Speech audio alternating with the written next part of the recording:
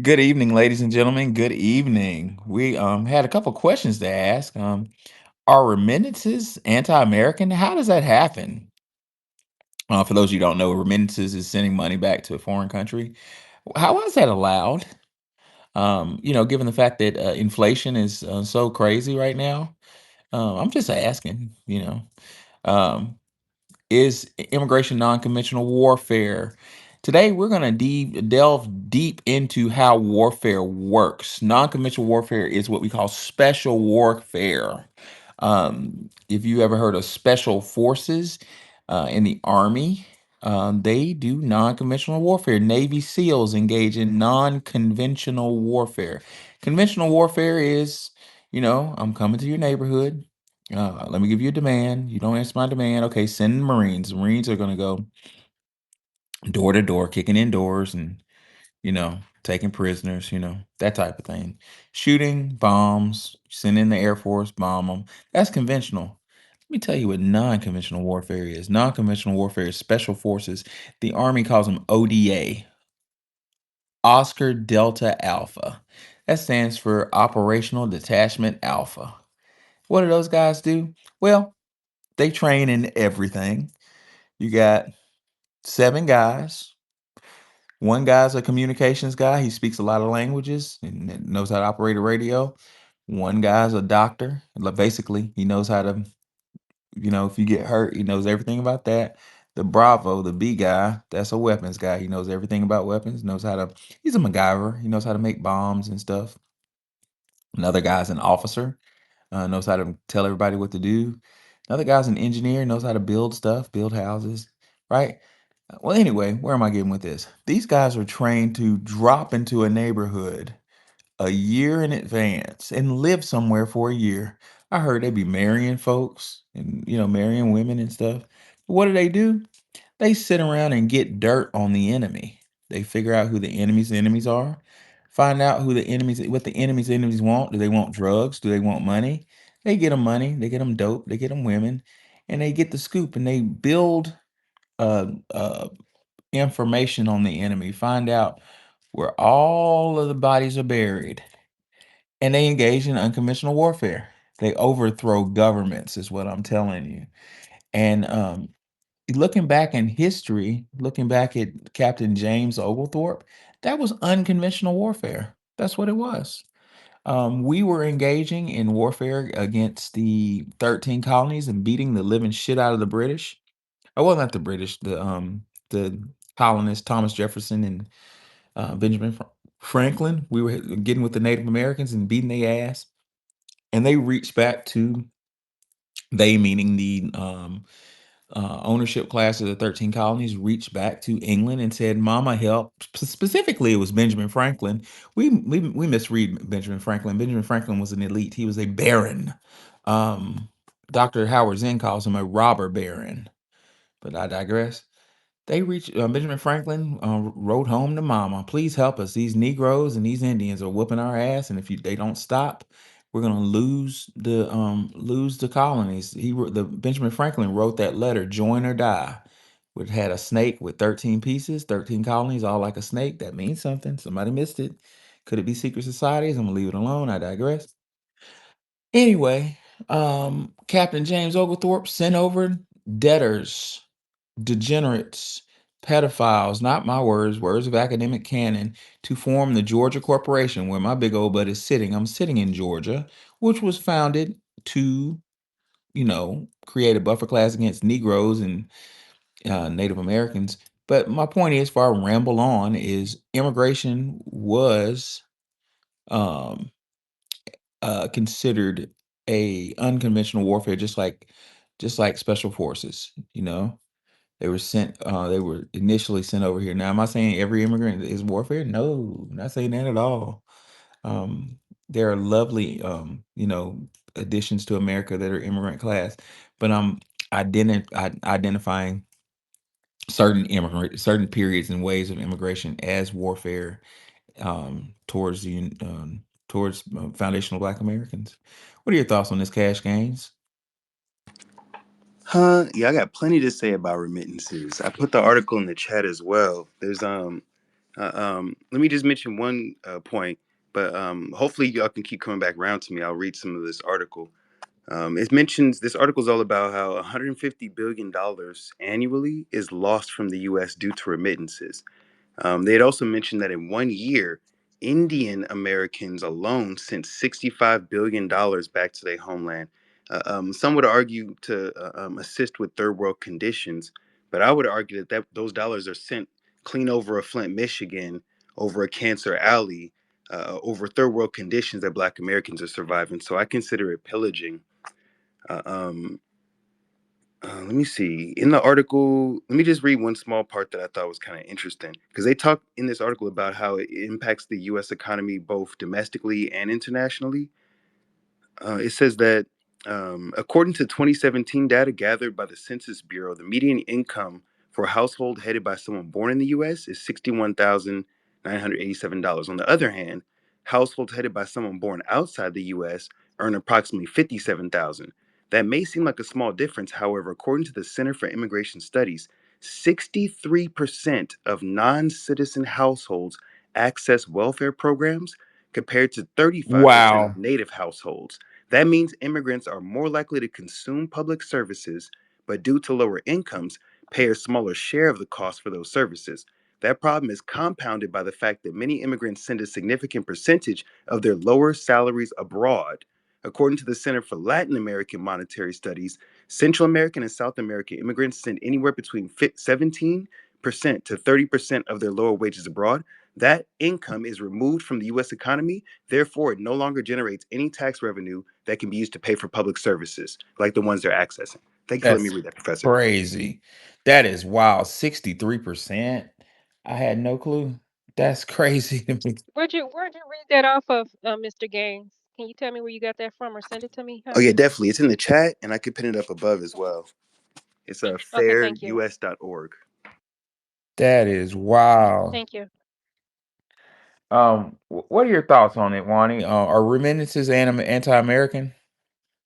Yes, they are. And just like Cash was saying, they keep trying to tell us that, oh no, they're just helping their families and blah, blah, blah. But they're really here taking jobs and usurping money and jobs and sending it back over to their country. The money is not circulating here. What's the point of you being a citizen if you're just milking the system? It's really just awful. Yeah, yeah. It's really interesting because and we're not being xenophobic. We're looking at certain groups that have um, taken over industry, such as Eastern Indians have taken over the engineering industry in Memphis. I lived in a neighborhood uh, right across from FedEx, where it was full of Eastern Indian engineers. And I befriended one of them, and they were sending all kinds of money back home to India um, to support their families and stuff. Which I can't to some degree I can't blame them. I'm not angry towards them. I'm angry towards politicians for letting this happen because the economy. I mean, have y'all looked at the price of eggs? The economy, we're dealing with inflation that could easily turn into hyperinflation. So, given the fact we're dealing with inflation, why are we allowing people to send money to other countries? Some countries that are receiving remittances are hostile to, towards the United States. Tell me, how does that work? Why does it? Well, I feel hostile toward the immigrant and the policy because Mhm. you know that you're being a leech and a parasite and you're not trying to assimilate. You don't want to be American. I don't think you should go somewhere where you don't even like the culture at all. It doesn't benefit anyone. It doesn't benefit them. They walk around in a perpetual funk and with a little brooding anger attitude like over in with the Arabs in Europe. They just are just sulking all over the place and then making these bold statements about how they're going to impose Sharia law. I don't think you should go to countries that you hate, work there, and then send money back. I mean, that should go against their belief systems. But it doesn't because they're deep down, their number one goal is to be a parasite. Isn't that like cheating? Isn't that like welfare fraud? Oh, yeah, they're Isn't all that on like the some type of welfare. federal crime? They actually give them jobs on the welfare. They just stock these whole systems with those specific races of people that live in places, whether it's Minnesota and the Somalis, and of course they cheat, don't want the Americans to get any services, give services to themselves that they don't belong, that they shouldn't have, and they get caught in scandals all the time. So they're very, very deceptive. Now, one place that I know that it was all stocked with Chinese people, and they were doing claims for the United States Post Office. So whenever you had a lost package, you had to deal with them. And guess what? They didn't speak English. And guess what? You never got any response to your claim. They had the whole office stocked with illiterate Chinese people that refused to process people's claims. I used to do e-commerce, so I knew all the claims processes. This was, an issue where you'd have to call, ask to speak to a supervisor, get an American on the phone, and then they would tell you, oh no, they didn't even process it. Oh no, they didn't do this. They have been stocking these offices with these types of people, giving us the blues. We can't even speak in our language on the phone to customer service. These are creature comforts that we shouldn't have to fight for. They're just little basic things in life that start to accumulate, and you begin to get very angry over time. Hey, Miss T. What's on your mind, Miss T? It's good to see you. Hey, hey, what's up? Shout out to the beautiful co hostesses Oh yeah. and the handsome host and the rest of the family in the room. Hey, y'all, this is a great, great topic. Uh, I came in a little late. I came in with Cash when Cash was speaking, so I hope I'm not repeating anything. But part of the reason why these countries do not want their migrants coming back home is because of the amount of money these countries make in remittances, right? In 2023, Mexico got $63 billion. And it was like up from in 2021, they got 50 billion, right? Colombia got $10 billion. This is just in remittances, and this is in 2023, not 2024 when we had this great influx of immigrants over here. I don't know how many billions these countries got, right? And some of these countries are enemies of ours, and they're Right. having all of this money flooded back into their countries where they can build weapons of mass destruction. Because one of the things that Trump kept saying was certain things never would have happened because when he was in office, these countries were broke. They had no money, right? And so they weren't able to build and go to wars and things like that. I think Iran was one of those. But just think, y'all, if we use those remittances and we tax them, and that tax on the remittances that go out of this country were to fund a reparations trust for the Black Americans. Do you know how much money that would be? And we could put a high tax on it, but right now there's not a tax on remittances. Why not? Because that's a lot of money leaving our country and it's funding our enemies. And I just wanted to put that information out there. I'm gonna share it in the purple pill. But again, thank you for waking this up about this remittance thing. Yes, that's so interesting, Miss T. We could fund reparations by taxing remittances, which shouldn't happen in the first damn place. Why don't Wow. we ban them? Yeah, and just just ban them. Ban them. No, you cannot send nothing nowhere. I'm for it. Shit. Spend your money here or get out. See how easy it is for me to be the president? You know what? it would be great if we could make them spend the money here. It would be awesome. It really that would would be. really help the economy. Spend your money here, get out. Damn, But you they would create some kind of mule to run this money back and forth between these countries. Hmm. But we could ban that, and then of course people would figure a way to get some of it, but not not all of not it. that big chunk, not those billions. Wani for president. I see it. Just like make America great again, just like change. She'll say, spend your money here or get out. Oh my. Let's go to Rob the Whip. What's on your mind, bro? Man, I was just listening to what you guys were saying, and it hit me like now would be the perfect time once Trump finishes doing what he's doing, stopping all this money from, like I said, US aid and all the other stuff, for us to make this reparations run, because it's already shown that there's billions of dollars that are floating around out there, and if they could come up with billions of dollars to give to these other countries, and I know it's money laundering for the CIA, however, if they got that much money to throw away, they can throw it at us, and there's no reason. So I'm trying to figure out right now how often the UN meets up,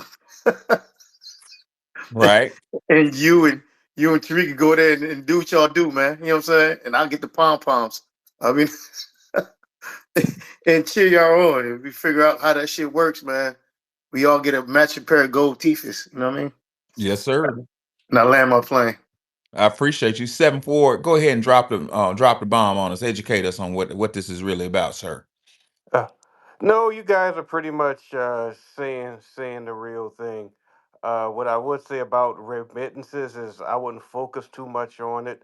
I would just try to get these people out of the country and don't let them come here in the first place. Uh, because the reason why I'm not too focused on remittance that much is because of just simply how the dollar system works. Is that the world is they because the petrodollar, the world needs dollars to to buy oil and stuff like that. And so the money so they're going to get the money one way or the other. So instead of just like I said, just stop them from coming over here in the first place. And about this immigration thing, yeah, it is a form of warfare.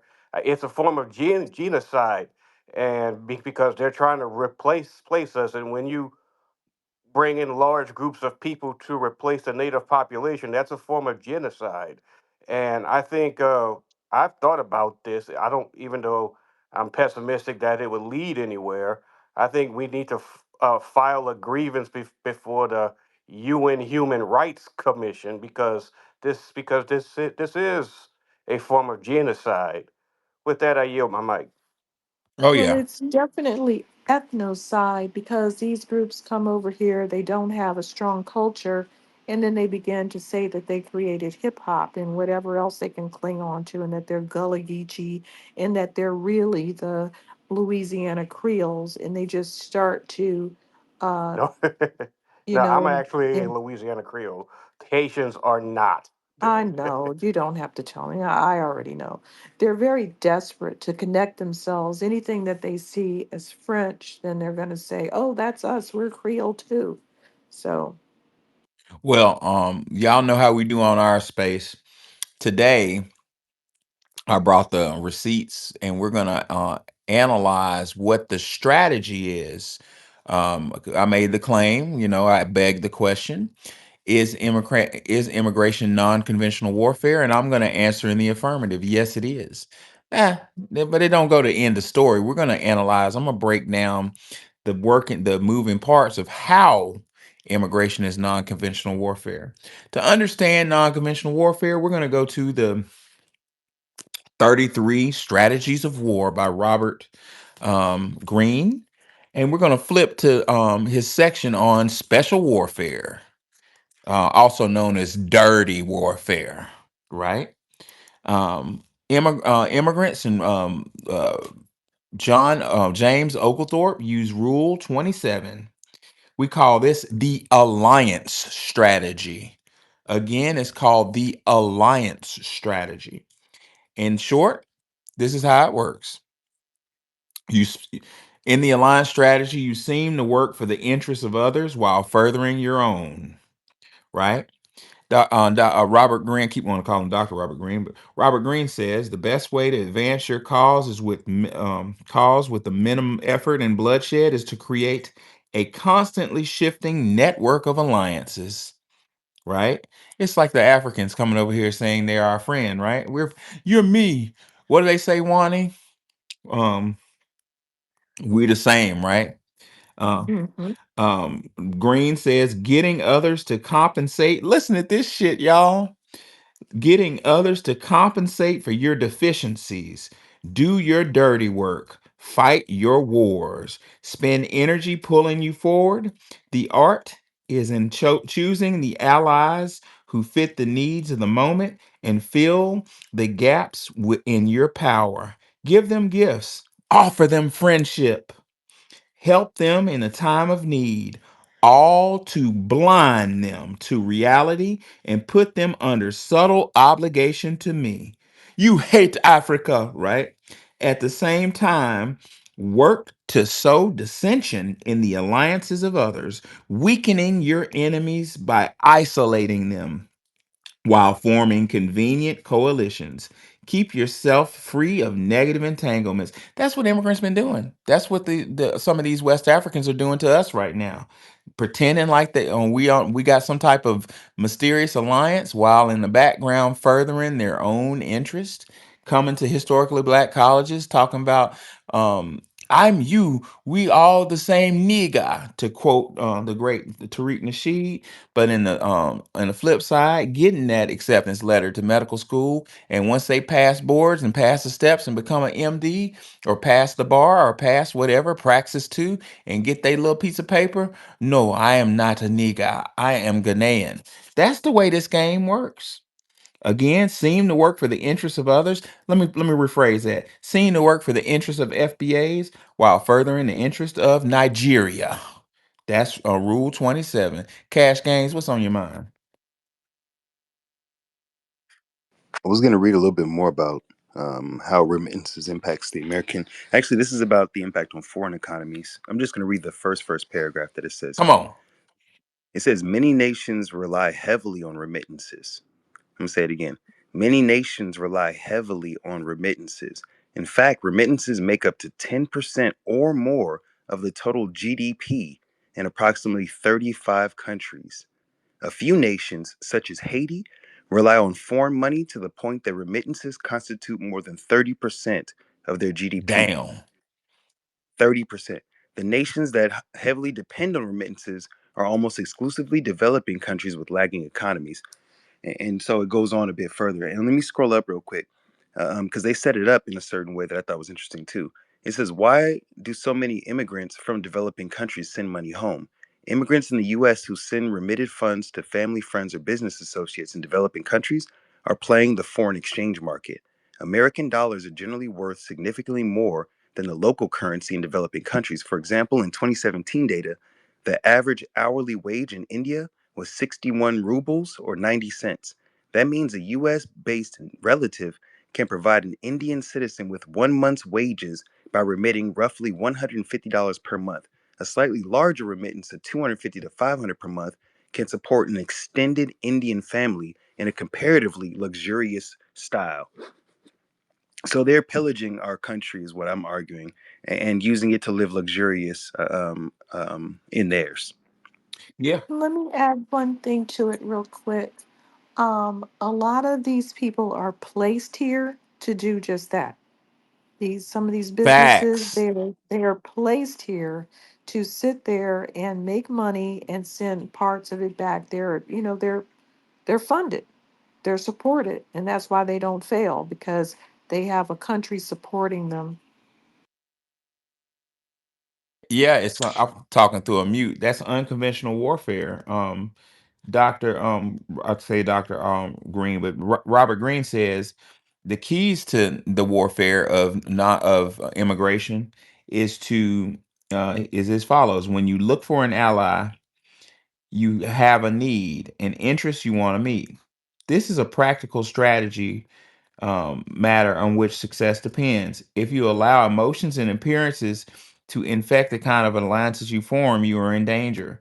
The art form of alliances depends on your ability to separate friendship from need. So these people are playing us, pretending like they're our friends, pretending like you're my brother, but coming over to get what they need, and having hidden alliances with our enemies. This stuff is deep. You know what I'm saying? Empress, you had something to say? Come on up. Good evening, everybody. Good evening, beautiful professor and gorgeous Nikki. Glad to be a part with you guys. This is 100% on point. From every one of us who is born from 1966 through roughly about 1979, we all have encountered immigrants whose parents would work all types of American jobs and been sending home money. I went to school, high school, vocational, and even a bit of college, seeing many immigrants sending home thousands of dollars that when the parents decide they no longer wanted to stay in the US, when went back home, they were living in mansions. When they came out of real rugged shanty towns. So this is not nothing new. I'm just glad that now it's getting addressed and now it's being exposed in all aspects. And Wani made a good point. If you're not spending your money here, why are you here? Why not just go and just stay in your land? And I once asked this question um, to many doctors that are here within the Metro Detroit area. If you feel some kind of way towards the Black community, now that you have your degree, why don't you return back? And then the notion is, why should I, nigga? I done got everything else. I'm going to make sure all of my generations are covered. So it's the disrespect that I have a problem with, and I think they should be heavily taxed. But in this year, as I've stated, Professor and Nikki, we're in the year of the snake. So everybody is shedding their skin, and now you're seeing how they really think. And that's what they're angry about. With this administration putting heavy tax on things that is rightfully so, it's needed. Professor, I would like to ask, what do you think about the president making it is being blocked with the tariffs because he didn't put in place with the post offices and other companies to place those tariffs. So now you still can send for your supplies if you're ordering through Amazon, I'm Temu, and always it's at the coming top from now. China. I'd Stay that like way to at the know what bottom. your thoughts is about that. I'm And gonna I'll leave land and my come back. plane. Well, oh, I heard somebody else talking. My thoughts is, it's just, I think that we're being used. I want to give you all a very beautiful. Well, most FBAs are visual learners, so I want to give you a visual of how we're being used, and it comes from Robert Greene, Rule 27. I want y'all to really hear this one. Robert Greene says it's a common strategy in bicycle races not to go out front, but to stay right behind the leader, a position that cuts down wind resistance. The leader faces the wind for you and saves you energy. Stop right there. That's what these folks do. They let the FBA, don't y'all agree? They let FBAs go out front and take all the heat, get our ass beat, get shot up, um, get hit with hoses. The baby boomers get hit with hoses. They put pepper spray in them hoses, by the way. They didn't tell you that. and they stay right behind us, right behind us. But look at what Robert Greene says. He says, at the last minute, you sprint ahead. Got your ass, FBA. Gotcha. I seen, That's true. I I seen, agree. I seen this shit at the historical black colleges. Just ride along, coast along. You know what I'm saying? I'm here. I'm so happy to be here. Thank you for the opportunity. But working with the little African professors and stuff, and then when it's time to apply to medical school and stuff, oh, I'm the only one that got the grades. They sprinted ahead, and the FBA's having to transfer. I've seen so many of our fucking kids having to transfer out of the school of biochem, and what I'm saying, out of school of biology, because they didn't have the grades to go to medical school or nursing school. They got sprinted ahead by people who were just like in that bicycle race, riding right behind the leader. Letting the leader take all the wind and then sprinting ahead. What else does Robert Greene That says? Go ahead, that's Nikki. that's that's no different than them being able to get loans for cars and loans for houses. That's them being sprinted ahead, just like what you said was happening to you when you couldn't get a loan. Oh It's no hell different yeah, than that. yeah. But I'm they getting I'm rode, getting pissed off.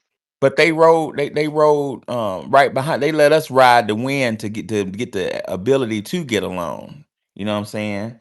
And now when we get in the line to get a loan, they jump in front of it. That almost makes me Robert Greene's analogy, his metaphor makes me think of Ethiopia when the Ethiopians gave us land.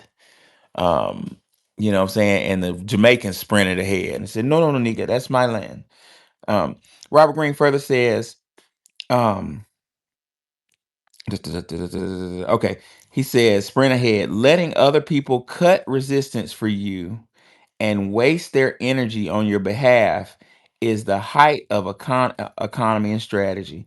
Guys, never forget that. Let's not let people don't get out FBAs. I'm not gonna tell a grown person what to do, but I'm gonna tell you what I'm not gonna do no more.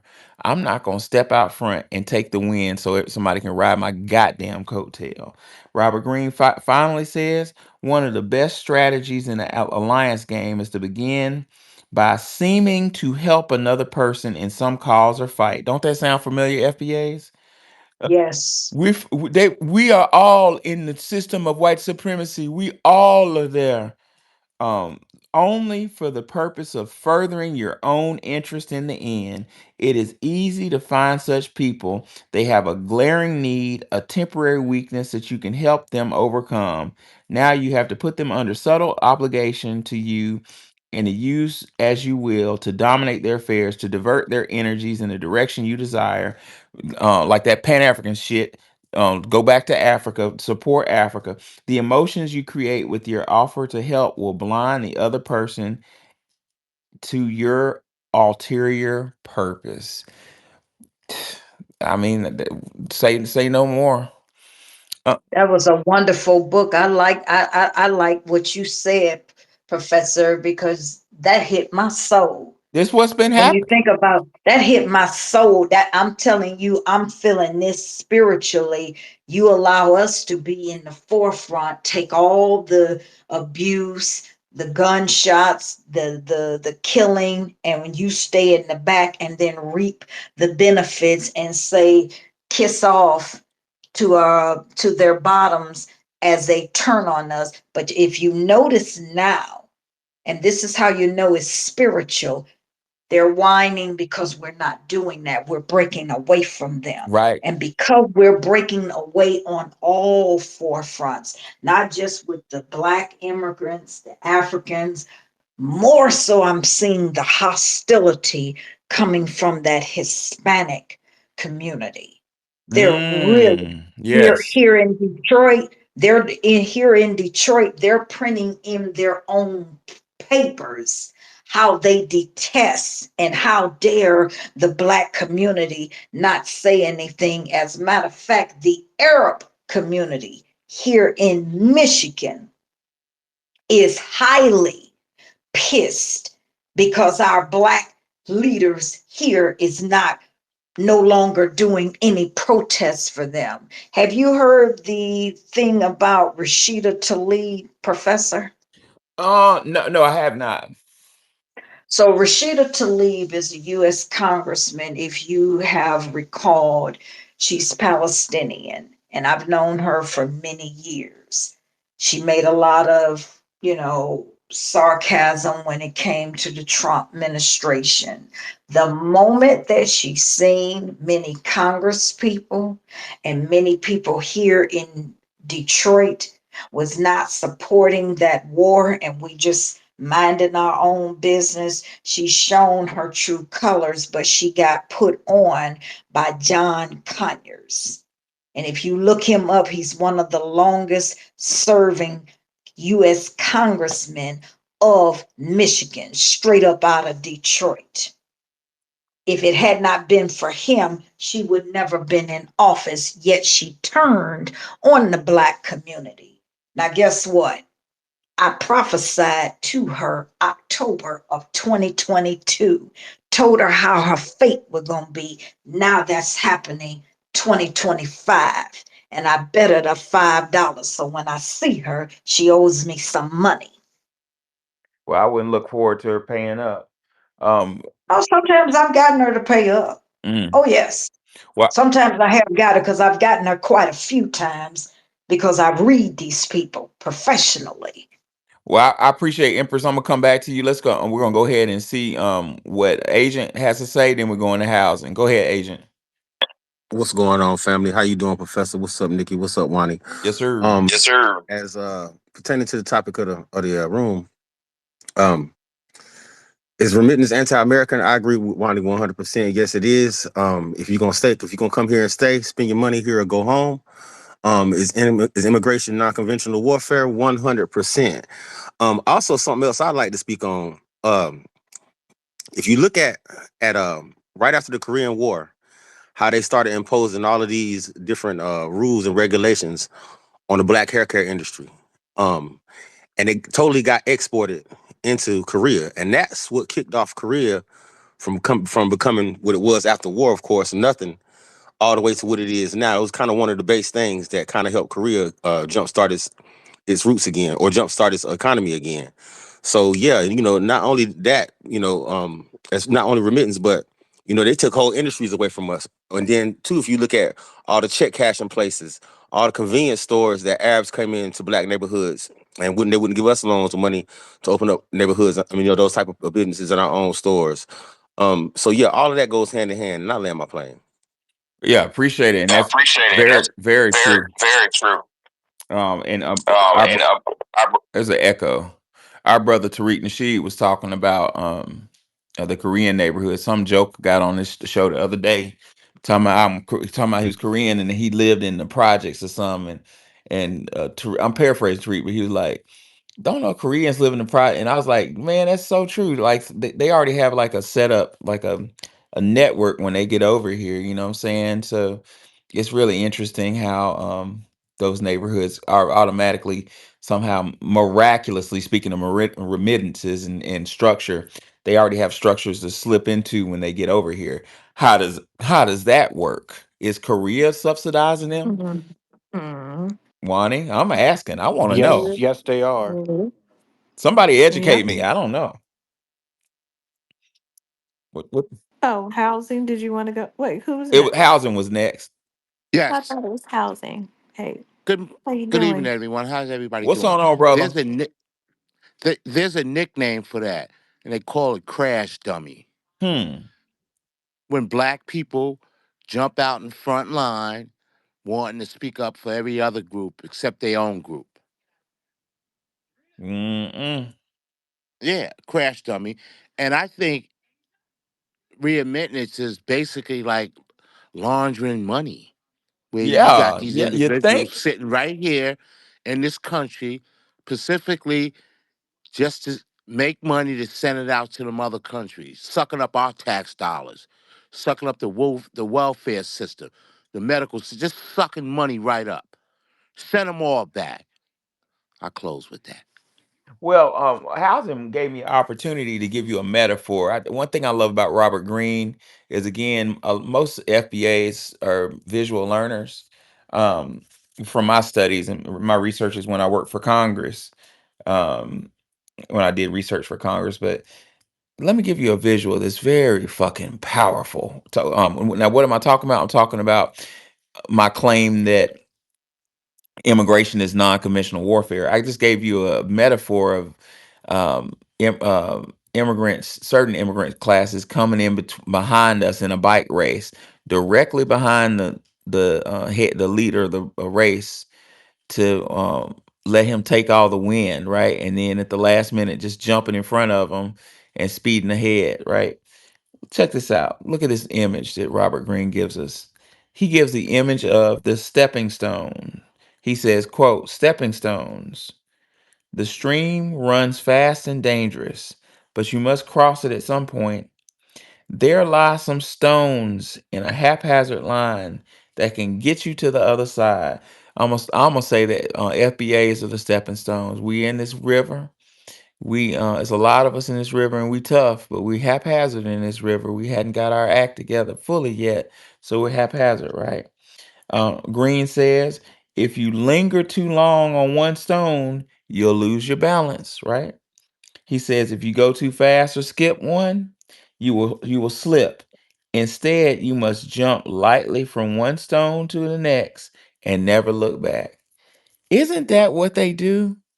They come over here and find some what's the word? It's the word that's been used is tether. They tether on one stone and then jump to the next stone, jump to the historically black college, then jump into a fraternity or sorority that's made for his foundational black people.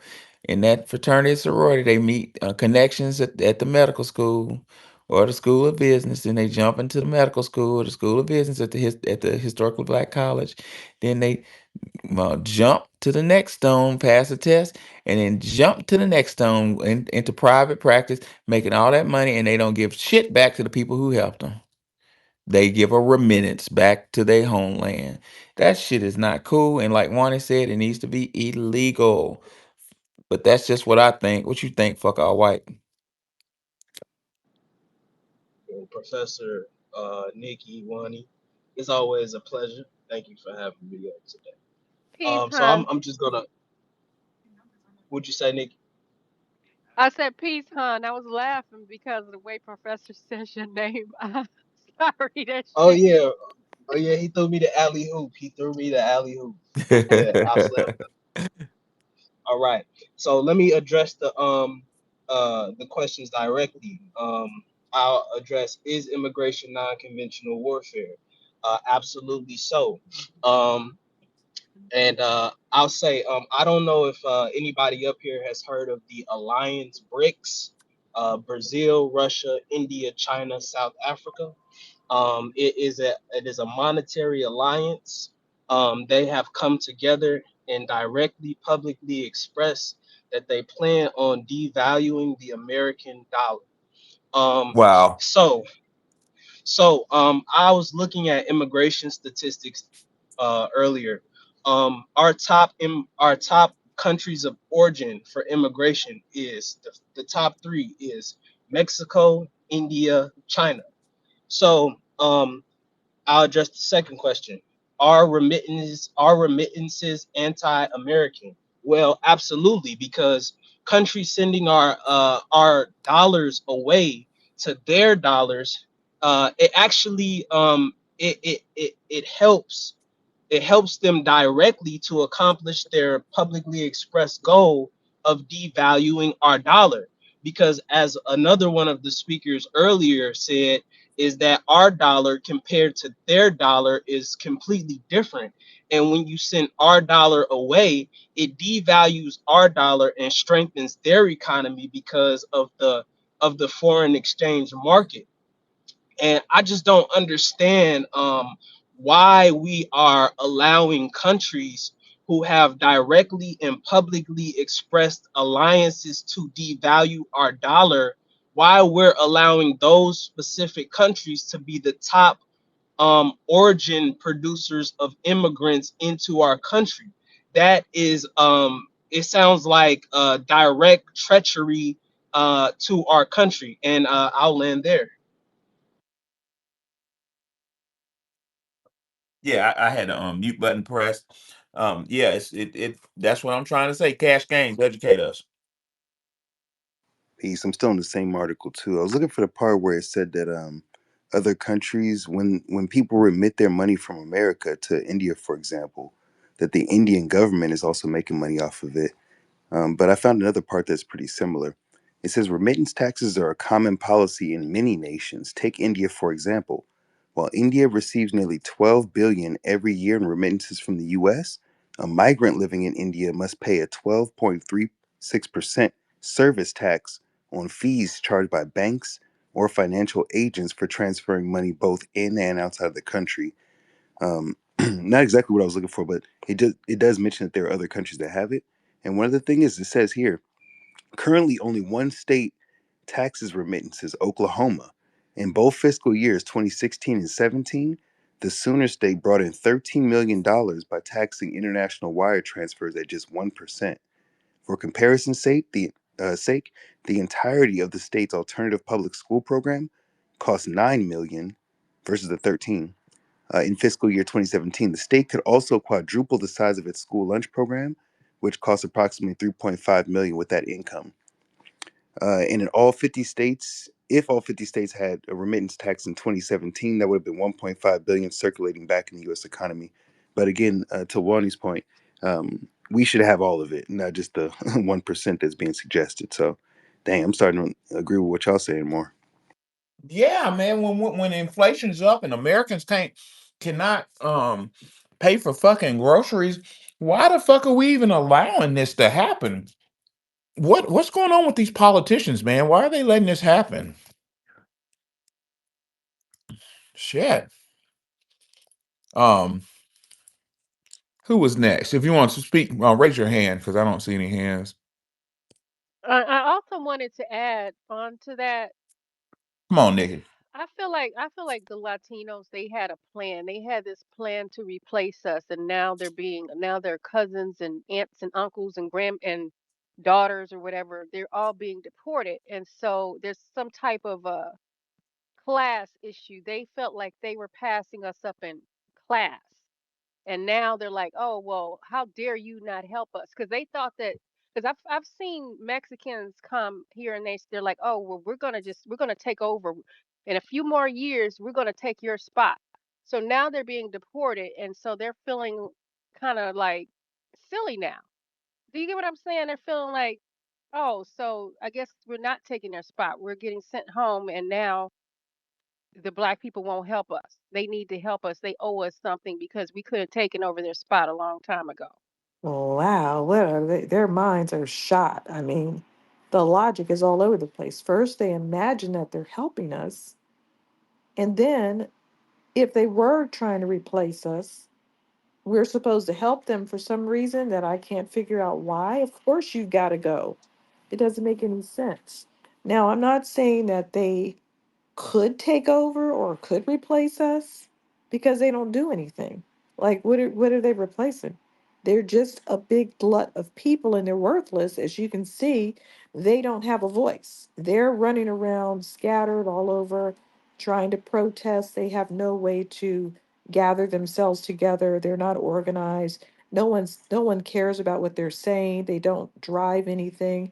And when you put two things together, when you think about schools of thought, you don't even think about them. They haven't even done their history in terms of bringing up some inventions that may have done, collecting some sports things they don't do anything.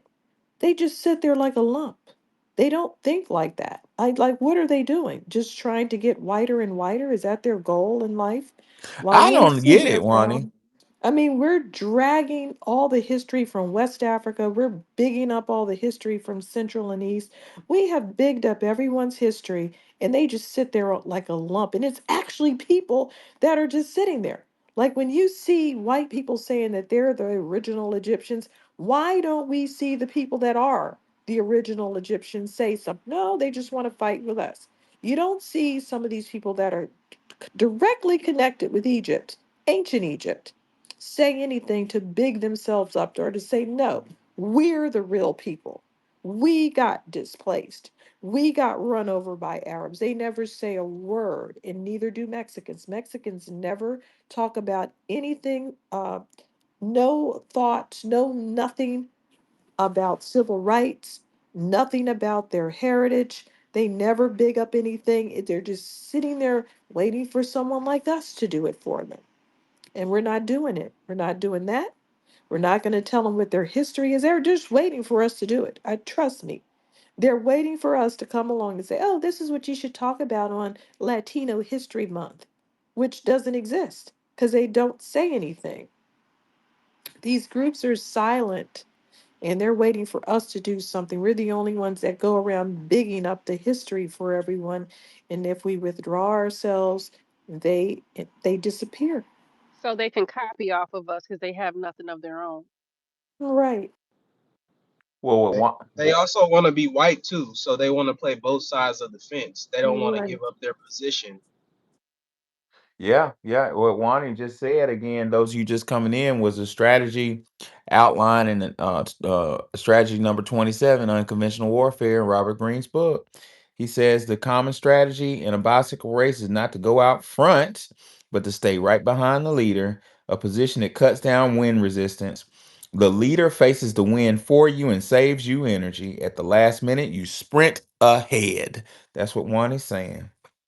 These people get right behind us and hide right behind our coattail. And to add insult to injury, when at the last minute, when they sprint ahead and get a position, they make fun of us and call us bullet bags. That's the shit I can't understand. It's like, how about a thank you? You know, Yeah, I just got called a bullet bag today. they called you a bullet bag. My group. Wow, that's terrible. I can't tell if it was I Cash read or. that somewhere too, But Ronnie. You Yep. posted that. Yes. That's horrible. The Haitian lady, right? Yes. Yes. wow, And I want to piggyback off of what Nikki the God said about replacing us. Nikki, I think that's basically a smokescreen because, as Wani just mentioned, what are they going to do when they do try to replace us? They have nothing. They don't stand on nothing. They stand on nothing. They don't want to know their history, like Wani said. They don't care about how they being treated. And this is another reason why the dominant society want them over here. Why? Because they're not going to put up a fight. They're not going They're to not question nothing. intellectually curious. They don't have that curiosity to even determine what's going on. Yeah, they You see? elevator basically don't go all the way up. It stops between floors. And They're it's a just, lot Mm. of them. well, I know that they have a lot of incest and rape that I'm seeing in their culture. I can't walk down the street without a bunch of them. Well, it's happened before. It's not like everybody's just chasing after me or whatever, but I've had trucks of them, of men just whistling at me like they're wild animals. It's like they have a problem, like they have some type of a sexual problem. Yeah. Yes. And they listen, they bring that mindset right here to America. This is why you always hear stories on the news about young, under 15, under 12, being raped and murdered. By who? The short, Mastio guy, the short, stubby guy. They got the big head, the short, fat body, and they've been doing it. They've been getting away with it in their own country. Built like a Mexican. Built like a Mexican. that's interesting. That's very interesting. Go ahead, Cash. Yo, it says here, back to the article again. I'm reading it like all in different parts and stuff, but I found the part I was mentioning. Rather than being used to purchase goods and services in the United States, the majority of remittance monies go directly into the pockets of foreign businesses. A smaller portion of remittance payments indirectly wind up in the coffers of foreign governments through duties imposed upon the cash transfer itself or taxes on the goods and services purchased with that cash. It says the money sent abroad is typically disposable income. These small luxuries are subject to sales tax, restaurant taxes, excise taxes, resort taxes, etc., known as consumption taxes. Most states and local governments rely on consumption taxes to provide the revenue necessary to maintain roads and fund important services such as fire and police protection. When immigrants remit portions of their income to other countries, it places more pressure on local jurisdictions in the states where they reside to make up that lost revenue elsewhere. This often results in higher overall taxation rates. And they don't say it, but it should say for the locals. In one last paragraph, it goes down a bit further. It says, furthermore, countries with higher rates of remittances received higher, excuse me. Furthermore, countries with higher rates of remittances received tend to suffer from the brain drain effect. A brain drain occurs when those immigrants who have used remittance payments to obtain further education or upgrade job skills migrate out of the developing countries and economies in order to search for a higher standard of living, including improved pay, political stability, or access to better technology. So it's not a recipe for success for these native countries that their best quote unquote people leave to make more money. And it's not a recipe for success that their GDPs depend on that remittance and not local products and production, for lack of a better term. It's like a welfare system from afar. You Does agree? anyone, it is, where it's another form of charity. Does anyone know if these remittances help the United States at all? I mean, maybe I'm missing something. I'm not an economist. I don't really know how things work. I'm just looking at it from a, Well, I read layman's something, Wani, position. just on the taxes where they charge people. You have a couple of banks out here that specialize in that. Other than that, And sending the remittances, yes, and I, they charge a fee. yes. Okay. And you also have the basic debit card too. But the main bank, I'm gonna tell you the name, the top bank. It's right here. Hold on, let me pull it up. That's Let me. interesting. But That's it's not a big fee. It's like when they go to MoneyGram or Western Union to send money. Right. It's Yeah, nothing that we're Yeah. really, as America, are making any money on. but they do make money, whether you want to admit it or not. Uh, Let me give you the top bank. How much do America make off of But that it's not housing? circulating around the neighbor. It's just going to the bank. It's not circulating. But if they were forced to spend that money here, it would circulate. So, Yes, it would. I can't find. It called investment initiatives. The program that this is the one from Africa and interesting. hmm remittance companies with social impact. That one. And like the brothers say, Cash, when they was talking about government initiatives, like it helps the banks. It helps basically the governments over there abroad. When that money comes out of America, that's what they was hmm talking about. well, we don't have any more Hooters for these people to milk off of. So, get lost. Yeah, Interesting. it's not making America any money at all. What, Hooter? Nope. Just service fee. Hooters might be making us some money. I don't They know. said You the got to go to the top, rest. Ronnie. They said the top remittance sending countries were United States, 73 billion. Saudi Arabia is at 43 billion. Russia's at 33 billion. United Arab is 28 Wait, billion. people sending money from Russia to places? Yes, Okay. like the American. Yes, Yeah, got it. Saudi Arabia. They're sending that much money from Saudi Arabia? yeah, they got. Wow. Saudi Yeah, Arabia's got a lot of foreign migrant Oh workers. my yes, God. they do. Who is this flag? Who is this flag with the dog face sitting here? I don't know. He wants to fight. Go ahead. Let's hear you, Hmm. Mo. Hello. Go ahead. Hey, how y'all doing? What's up, bro? But yeah, now when it comes to remittance, right? It does benefit because you that's tax money before you send it out. So it's Mm, like if I work my job and I get taxed on it, I mm-hmm. paid my you paid your dues already. So whatever you Mm-hmm. decide to do after that, Mm-hmm. And that's up to you. Mm-hmm. Mm-hmm. That's all I just had to say. Well, I wanted to identify something else to talk about the whole non-conventional warfare element. There, Robert Greene identifies another thing about unconventional warfare with respect to. Well, I'm superposing immigration on it, but the concept remains the same. Again, that's Rule 27. Those of you who want to buy the book and look for it, it's called the Alliance Game, where people come over here and align with FBAs. Our brother Tariq Nasheed calls it the one big nigga mantra. He said, Green says, if you play the alliance game so that those around you and you cannot take their behavior personally, you must keep dealing with them. But there are some types of whom any kind of alliance will harm you. You can often recognize them about their over eagerness to pursue you. Stop right there. That's why they be up in our rooms.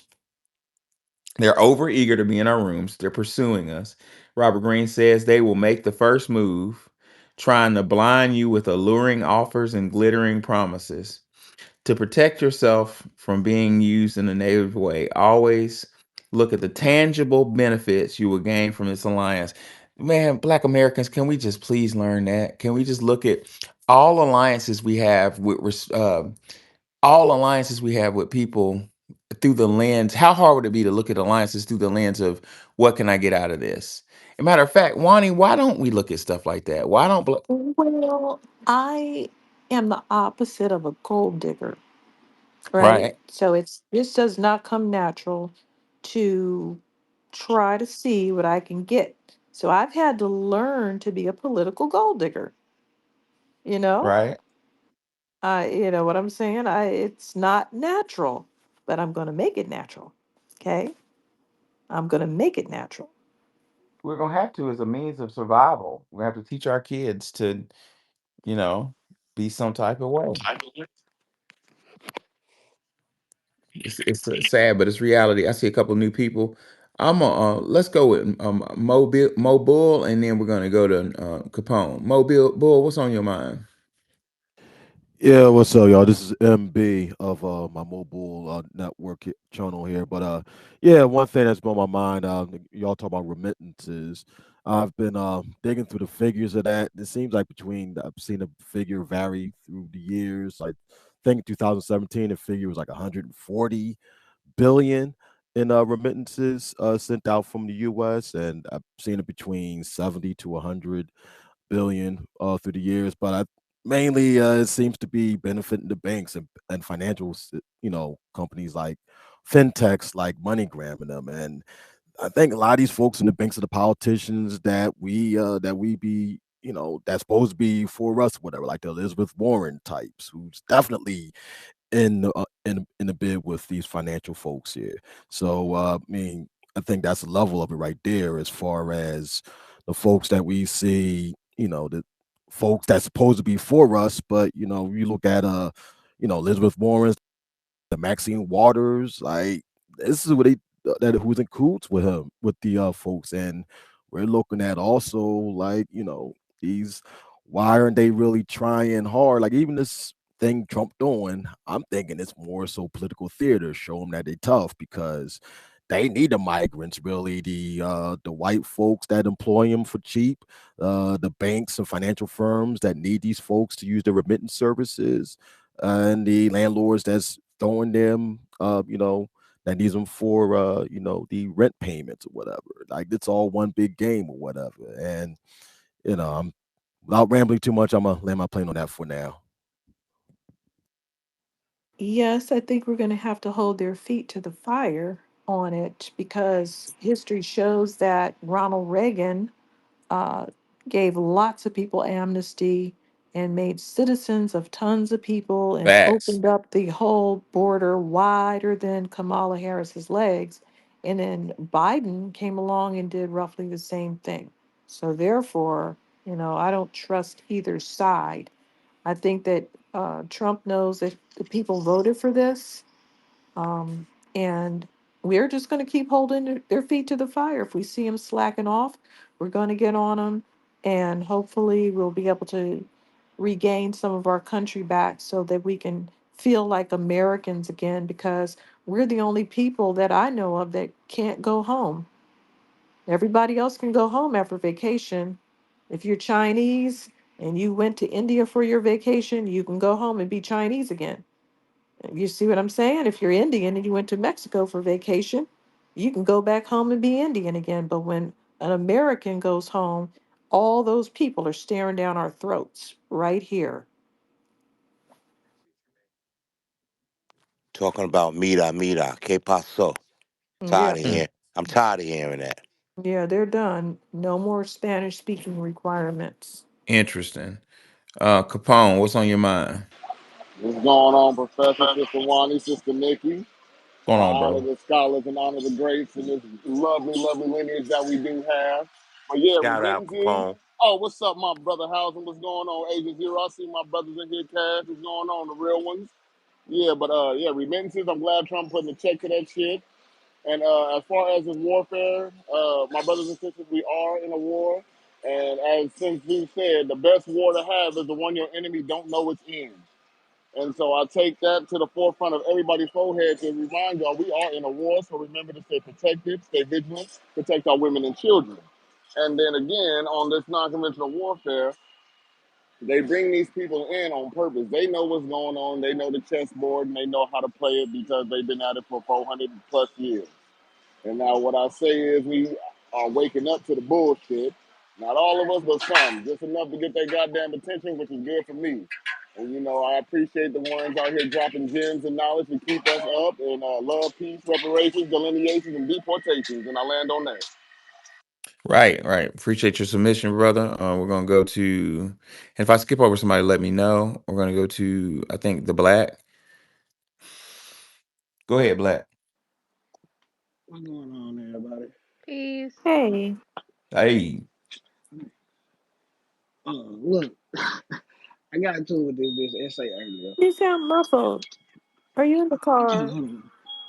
Nah, he Let he me at the see. corner store going in and out of the You in the store. corner store? What you doing? Either him or housing at the corner store. I could hear the beeps, the What you bell. guys doing over No, there? that's not me. That's not me, Nikki. Oh, standing on the Somebody at the corner. liquor they at the liquor store. Standing Grabbing on a the bottle of corner. Henny. Y'all remember and Don't Be a Menace when they walked into the Korean shop, the alarm said nigger. That sound like the black. That sound like the black getting that 40-40 right now. Black, you getting that 40-40? Y'all We have stupid. really let these immigrants lose their minds. Oh man, no cap. I mean, how in the hell are you going to come out of a Korean ghetto, go into our neighborhood, and then get an attitude toward us, the only customers? Are you crazy? Mm, You know, it's just enough to think. It's enough to make your head explode. That's for sure. That's why they about to take their asses back to where they came from. That. Did you guys see that guy's music video? Uh, Mm. Not Like Us remix. Can't deport us. Can't deport us. That shit was Oh hilarious, my Marty. God. That's the Mm. Asian guy, right, Wani? Yes, it I is. seen it. Did you see the interview with the head ICE guy on Nope. Fox News talking about he's Nope. going into the jails and everything in New York? Damn. Yeah, they're putting them in what do you call that place? They're Rikers Rikers. Guantanamo. Island? yeah, Rikers Island. Mm. No, he said Yeah. he's going in there to look for criminals. Yeah, he's going to pluck them right out. Easy pickings. You're already locked up. Just take Yeah. your butt right on out. And he's talking about sue me. I don't care. Sue me 20 times over. I'm coming to New York. I'm coming to handle my business. Damn. Rent prices about to fall in New York. Damn. That's And it's crazy. another thing I wanted to add on when the brother was mentioning about how the landlords be paying, I mean, be accepting cash payments from the Mexicans Mm-hmm. and all that. But if Mm-hmm. you go look for an apartment, They want bank statements. They want your tax return. They want all kind of paperwork just for you to live there. Mm-hmm. But soon as a Mexican or a foreigner come in, hey, Poppy, how much you got? No Plus, Malo, no because Malo, dame. they don't mind being slumlords, and they don't mind having 20 to 50 people in an apartment just so they know that rent's going to be paid. Yeah, that's the Each most. person put up $1. Yeah, this is true. Cash gains, what's on your mind, brother? Hey, y'all still got Mo on stage? Oh, you Um, still? I didn't see him. Yeah, I'm Yeah, still Oh, here. he's sure still do, here. sure do. I'm sorry, Cash. My bad. Mo, what's on your mind? No, I was gonna ask a question to Mo. Actually, I met him before. Okay, go ahead, Cash. Yeah, and really, this is a question I keep asking myself, uh, um, that has to do with immigration in general. But Mo, let me use Senegal for example, as a random country, right? Just picking one. Is there something that a person from Senegal can do that like an American can't? Just before I continue, as far as employment goes, that's what I mean. Depends. There's certain things we can't do, but things, for the most part, we can. Huh? For sure. Be specific, if you don't mind, brother.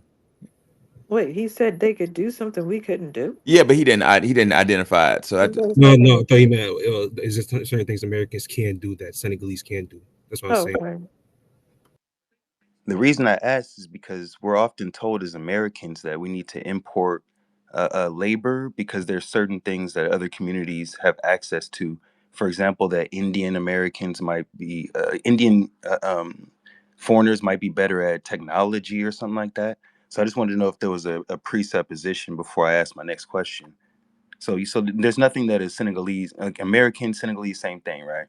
As far as employment goes. Uh, um, if Americans were coming to Senegal disproportionately, or let's say at all, and were using social welfare programs more than the locals, would you consider that an issue? No, because there's no social welfare things. Oh, you think you're funny, For huh? example, yeah, for example, as well, how about billions being sent from that country of our own free will, right? We work those jobs, which I don't know if you consider that displacing a local as far as employment, but I'm paying my taxes in Senegal, but I'm sending billions of dollars back to America over third world conditions in Senegal. Would you consider that to be egregious? No, because that happens already. Actually, there's All right, American, well, I guess same there's page American, there's on. American. Yeah, I was gonna say there's American companies in Senegal that send money back. That's their money. How do you I'm know talking that? about priority. I think you talking about individually, brother. Mm-hmm. Mm. Not a Even company, but a person. Yeah, like even anecdotal. even individually, you can do what you want. It's your money. You made it. Like Oh, a it is company. your money. You earned it. Yeah, if you This earned is your money, like legal. do what you want with it. You paid your taxes on it. So we're not speaking about That, breaking the law. We're speaking about right or wrong and the parasitic nature of what is happening and the refusal to be an American and even consider being an American. Yeah, me personally, I don't see nothing wrong with it. If you do your job, you ain't stealing from no one. Send your money and do what you want with it. Because it's Well, like for that's me, not true. I because mean, for they me, say they talk a good game, but the minute somebody goes over to that country and does better than the local, that person could possibly be murdered. And they uh, do it all the time. They get that's okay. jealous potential. and bitter. We're not But going to so murder anybody because you don't have anything worth murdering for. But collectively, people have come here and what they're doing is draining the country, sucking it dry like vampires. Sucking it dry. What you're doing is sucking it dry like a vampire. Now, you personally can't do it, but a lot of people, which is what we have, can do it. If everybody has the same notion that they're going to come over to America, make money, and do this and that, what is that? That's impossible. This is a finite amount of space, a finite amount of resources, a finite amount of jobs. They don't have jobs for everybody in the freaking world. We don't have housing for everybody in the world. So this plan to drag your ass over here is not a very good plan. because it won't work. It doesn't work like that. That's why there's the earth and different places on the earth. Everyone cannot pile up in two continents, which is what you're trying to do. You're trying to pile up in two continents and then make little versions of your trash countries in the continents that don't fit that lifestyle. That doesn't work. And when it becomes too many of you and you start talking about, we're going to put Sharia law over here, we're going to do this, you're not going to do anything. You need to read some books on how Germany dealt with immigration. That's what you need to do. You need to see how immigrants wanting to do their thing in another person's country push their will and their ideas and pretend like that's really their thing.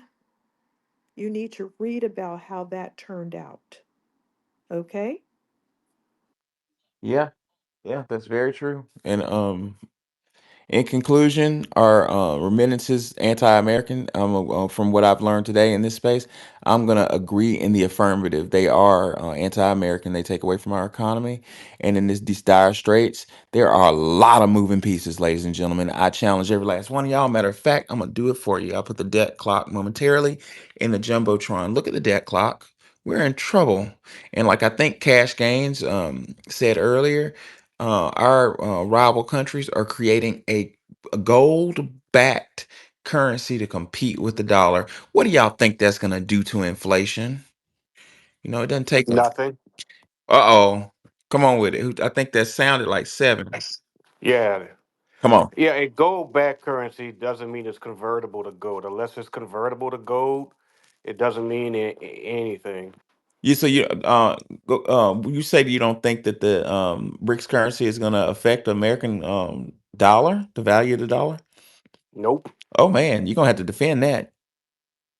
India and China will never get along. Okay. Well, Yeah. money and power has a way to build alliances. Remember what I just read. Uh, Dude, they hate each other. It's going back thousands of years. but then again, we're see, you're a very brilliant person, but you know that's the FBA thought process where we're thinking, I'm not gonna play with you because I don't like you.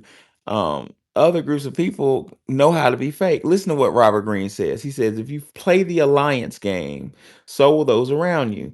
And you cannot take their behavior personally. Got it? You must keep dealing with them. But there are some types with whom any kind of alliance will harm you. You can now often recognize them by their over eagerness to pursue you. I really just want to read that first part where in the game of power and dominance, you gotta tolerate shit like you don't get personally. And I don't know. I'm aware of that a long history between India and China, and how India Russia keeps and China back. don't get along either. They got border disputes. They almost nuked each other back in the late 1960s. Wow. But I'm asking, what's the possibility of? Oh, go ahead, my bad, Professor. Go ahead. Yeah, I'm almost done. I'm just asking seven. What's the possibility of India and China working together against in diametric opposition to the United States? You don't think they're going to do it? Oh, that's hard. That's what I'm Could be, saying. That's but it could happen. But I'm not rolling the dice and expecting a favorable outcome. mm. Well, the BRICS thing. I've been studying the BRICS thing for like the last 2 years. Well, educate It's me gonna on it. happen. It's gonna happen, but it ain't gonna happen right now. Reason is it's not gonna happen right now is because too many people, especially China, has a lot of our debt. So what they're trying to do is gain up more They debt. don't have our So what debt, man. they got enough of it. They have No, enough they of it. don't. They don't have They any have of our enough. debt. If you They're know how withholding more. modern monetary theory works, you don't believe those things. All right, but okay, well, monetary theory. Well, okay, forget the debt clock then that they have on the U.S. now, because Yeah, we've been buying all their shit. So now let's just put it to the gold backing would be between Brazil, Russia, India, China, and South Africa.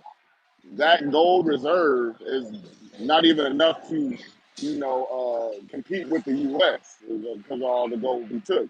So then what they're doing is they're buying gold and Bitcoin. And so what that does is that reserves their currencies because their currencies ain't shit compared to the dollar. And so now Trump's making the dollar stronger. They're holding off on executing that first shot to wait the war begins. So what they're doing right now is gaining up their power and see who they can keep. And not, basically, they're just checking the field right now. It's gonna happen, but it ain't gonna happen no time soon. That's all I gotta say on it. Well, where are you basing your timeline off of? Shit, since they even mentioned that way back in 2020, yeah, way back in 2020 when they mentioned that shit. When Right. they mentioned that, yeah, like I said, I've been keeping an eye on it because I was like, any competition to the U.S. dollar fucks up my movement. So let me see what these people talking about. Well, I You hope you. know, I go truly ahead. hope you're right, bro. I hope you're right because that's a conflict we don't want. Oh Um, hell no, it's a financial war. You know what I'm saying? So we're gonna see how it plays out, but I don't think it's not gonna happen no time soon though. But I right. gotta land because I gotta walk around all these wild ass machines. I appreciate you, bro. All right, brother. Miss T, and then what's that? I don't have my Yeah. glasses on. Mo, go ahead, Miss. Okay. One thing I want to say is regarding BRICS. Just watch how Trump, the master of making the deal, watch how he moves. Today he had the man from India at the White House, right? He spoke with Putin with Russia over the phone, and apparently tonight the war in Ukraine has ended. Zelensky has, I guess, succeeded or whatever because his money train has stopped, right? So What? that's 1 million. He lost over 1 million soldiers, so that's 1 million dead races. The way I look at it, so Trump is, to me, moving in a way to create some alliances with, oh, and then the South Africa thing, the invitation to those in South Africa who feel a need to get away, welcoming them into the United States, right? So that's Russia, that's India, that's South Africa. I wouldn't be surprised to hear about him next meeting with the leader of Brazil. I'm not too sure what he's going to do with China, but watch how he's moving. He's definitely making moves to stop or mitigate whatever it is that they were trying to achieve by forming BRICS. Yeah, yeah. Oh, This interesting. getting deep, man. But Professor, one thing I do know is that no money is going out of the United States like it was when Joe Biden and Kamala Harris was in Oh office. man, that was a Oh hot gosh, motherfucking Yeah, mess. he's Every other stopping day, all that. He's stopping all that. listen, every other testing day you people. heard about 50, 60 billion going there for weapons. No, that's not happening right now. And And what's that guy, Lazinski, the cross dresser over there? oh He's boy, mad that, like the lady just said, the money stopped. Now, he's a cross dresser. yes, he is. What did I miss? Yeah, So, he He dressed played like a the so, piano Wonder with his where you penis. been? what? so Miss T, you said that about 1 million of his soldiers are dead, not Yep, counting that's the what. Russians. Yeah, not counting the Russians. It says Mm-hmm. that he lost a million people. And I'm reading up on it now. I'm watching the networks to see if they are going to say anything. As soon as I hear them saying anything, I'll let you know, Professor. But apparently, their war has ended. He has no money. He better call Biden. Wow. Well, he also said he's not going to do it, but we're going to see. Do what? Not concede. You know what? I already know there's millions of people dead. They have pits of bodies, which is my judgment on your group. If you have created a pit of bodies, don't even talk to me about anything. Don't ever say Chicago because we don't have a pit of anything. People in this country have created pits of bodies. And that is one of them. And they're going to be investigating this for years. Yeah, we may not be interested in it, but they're going to be going over there, digging up bodies. They're going to find torture. They're going to find every Geneva Convention violation under the sun. And this is just going to be a big hot mess when it is over. And you know, Joe Biden them paid their pensions and everything when the war broke out. Oh, yeah, I'm done with them. They're total trash. Like, Mo, did you want to say something? Oh, sorry. go ahead. Oh I no, no, was. no. I was enjoying where the conversation was going. Oh, I saw your hand up. Anybody else? Oh, I see the black is supposed to come up. Come on, Black. What's on your mind?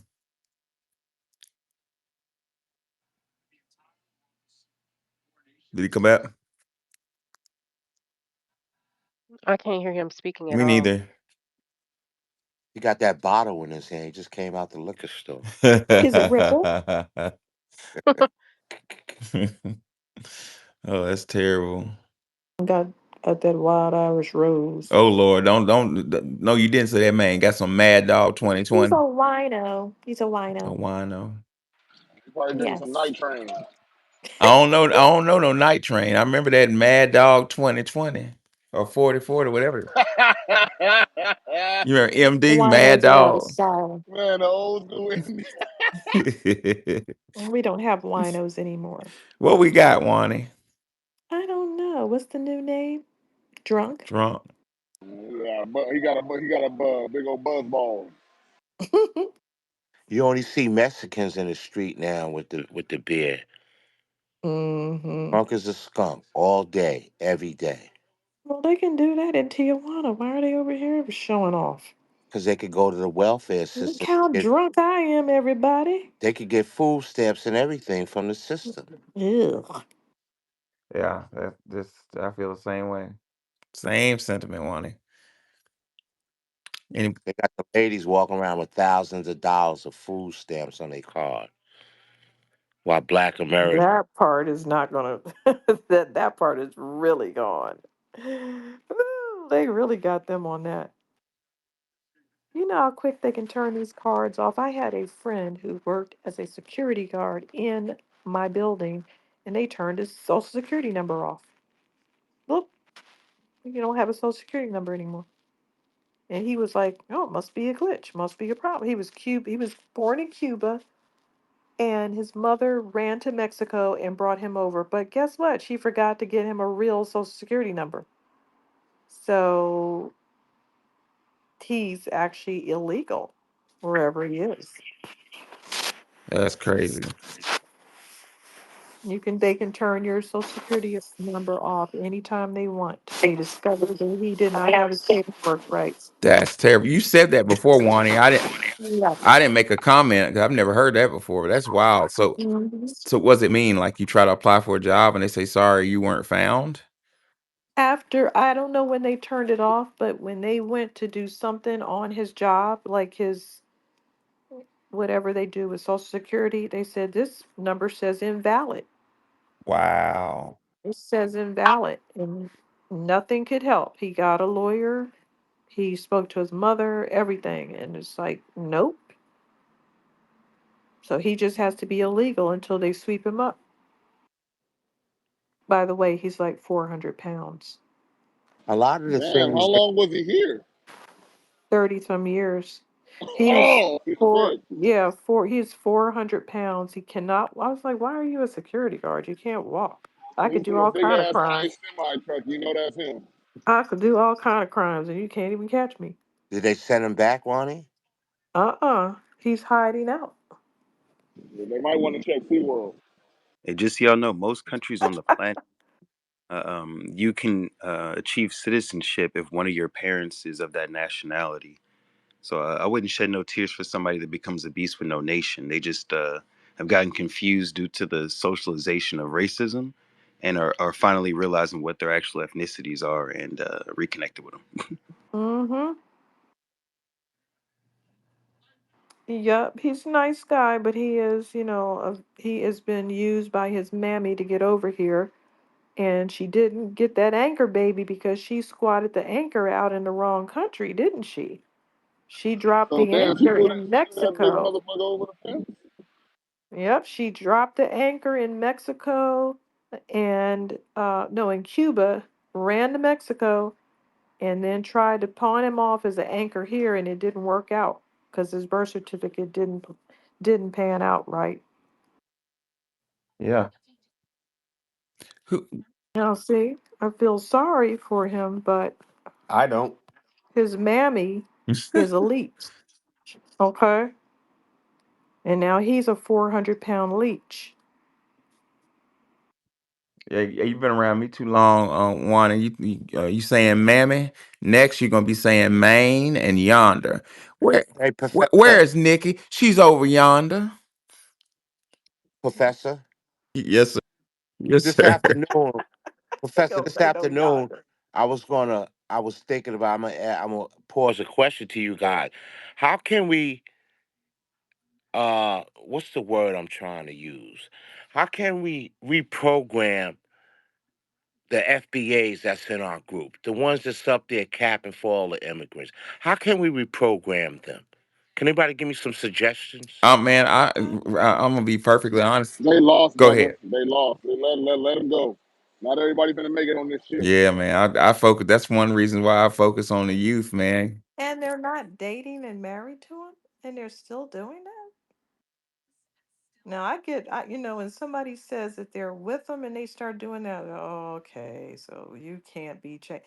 But I know people that don't have any friends of those backgrounds, and they're just going hard, real hard. Like, what are you doing? What's it to you? They want to Well, be in everybody else's business. I know. That's horrible. They know what I'm saying is right, but they can't wrap their head around it. It's like everything I'm saying they agree, but they still do the opposite of what I'm saying. I go see my sister. First thing she calls me, is, "You a Trump lover? You a Trump lover?" See, that's what I'm saying. Or they'll put you. Now they don't do that to me because they know I'm not No, a that's my like sister. like Yeah, that. But they'll do that. Oh, you're on the other team. It's not teams. right. It's not teams. But the first thing, but if I ask, I said, "Well, tell me, what have the Democrats done for black people?" First thing she'll say is, "Well, Trump this, Trump that." Yeah, they deflect They avoid the instantly. question. She's not the Well, only one. we used to be in a moral position where we could say, "Oh, look at those terrible Republicans. They're always talking about being Christian, and they're always getting caught texting 14-year-old boys, and Larry Craig with the wide stance in the men's room, tapping his feet, trying to get some from other men." We could always point to all their scandals and feel comfortable that we were on the right side. Remember those days? Well, I do. And now we have Andrew Gillum, who had the biggest sex scandal that made Larry Craig. Well, Larry Craig was funny. I have to give it to the tapping the feet and all that stuff. But this guy was the worst sex scandal ever. And so they can't say they didn't have sex scandals. They've been twerking and doing all kind of stuff all over the place. And they can't even compare anything because they're trying to institutionalize pedophilia and perversions and drag queens in kindergartens. They have institutionalized this perversion. So they don't even have the moral high ground anymore. Did you hear about Sister Everything they're One? Did you hear doing is about the porn books crazy. they had in the kindergarten classes in Oh one of yeah, the they states have supported? everything. Masturbation books, Yeah, that's books what it that was. tell A you to change masturbation your book. Yeah. My gender, God. trying to get people to talk about what gender they want to be. They are, oh God, I can't even tell you the things that they've been doing in these schools. It's outrageous and it's institutionalized. It's not like a scandal. It's not like one person. They're trying to mess everybody up. They got so many girls with their breasts cut off, scarred for life. They can never get that back. Never. This is not about getting silicone I implants. seen, They have removed the nipples. I I s- don't know who's hacking these girls' up like this. That's terrible. Yes, but uh, a couple about a year ago, they had a lot of video footage of these drag queens in these rooms, and they twerking and dancing in front of a bunch of little kids, little girls, little boys, and the parents, mainly white parents, clapping. Like, this is cool, Right. Who are these cool. people? But a couple of those drag queens, and the media kept it under covers, they've been charged for molesting little Yes. girls. And then the transgenders will say, well, we've never done this. You've accused us in the regular straight. No, you have done it. You do it. They get in trouble for doing that all the time. You know what you hide behind? You hide behind the LBG uh, tag while you do your little sneaky, devious, wicked, foul shit. Excuse my language. It's infuriating. Nobody wants to see children um, Manipulated, taken advantage of. tricked, taken advantage of. The adults are the only people that can take care of children and protect them. And these dumbass parents are sitting here letting their children's eyes be violated. And the adults that are doing it are not going to protect them because they're trying to date them. So, what Jeez. protection do they have? But when you Terrible. sit there and watch the parents clapping and laughing, like this is normal. This is a normal process. A drag queen, a man dressed as a lady, literally switching and twitching in front of little Well, boys and girls. I know the background on that. Trust me, I'm on that case. I have the backgrounds of everybody who's pushing these agendas, and you're not gonna like my report. Mm-mm. Well, we're gonna go to. I see a new speaker on the floor. The sharper word. Sharper word. What's on your mind? Hey, I appreciate you bringing me up. Yeah, I'm new to your guys' spaces, and I've been listening for the last couple of nights. I've got a newborn baby, so I haven't been able to request to speak for a time because you know what that might be like, and there's some stuff that has been fascinating to me, especially when we talk about what Americans are and the American cause. And when I'm a student, I I'm also a legislator in Michigan, and I'm really interested in trying to figure out, well, how do we overcome some of the divides that we have when we talk about Americans that live in communities. I listen to a lot of the interactions that had been had in the last two nights, in particular in the space here. And I have a lot of respect for it because there are a lot of virtuous people that are in the space that have very, very like well thought out arguments as they point out, like especially with folks who are African who Well, claim to be FBA. well, Oh, well go ahead. hold on. Let's stick to the script. What do you think about remittances? You think they're anti-American, and do you think immigration is warfare? Well, when you're talking about remittances, like I think that delves into what the American cause should be. And I think maybe two nights ago talked about what your ma taught you is like, what do you have in common with this person? And so when we're talking about remittances, there are a lot of people that will pay those types of remittances that have a lot in common with you that also are on the same economic level with you. And this is where I spend a lot of time considering how do we go about this where a lot of people that are in power kind of leech off of all of the people that will be paying these remittances or starting off all these different discrepancies with people who have the American cause in mind in common. Like that's where my mind goes. So I feel like there are a lot of people that are like probably Malcolm X would describe as a powder keg a racial powder keg under our country, and politicians in particular love to delve from that in ways to start things to gain political power. And I'm very worried about that. But listening to the spaces has been fascinating to me, and I'm grateful that you guys have me in. Okay, so I didn't really get. I appreciate you being here, but I didn't get a clear answer. So do you think It's remittances? either it's a yes or no question. Relax. Yeah. What do you? I don't think so because where taxpayer dollars come from are from taxpayers, right? And if we have special groups that we give money to, and then we delve deeper into races and things like this, I think that it was pretty explained in the last two nights that I was listening anyway. And obviously, like, yeah, chirp me if I'm not on point, but you know, how do you really discern who is worthy?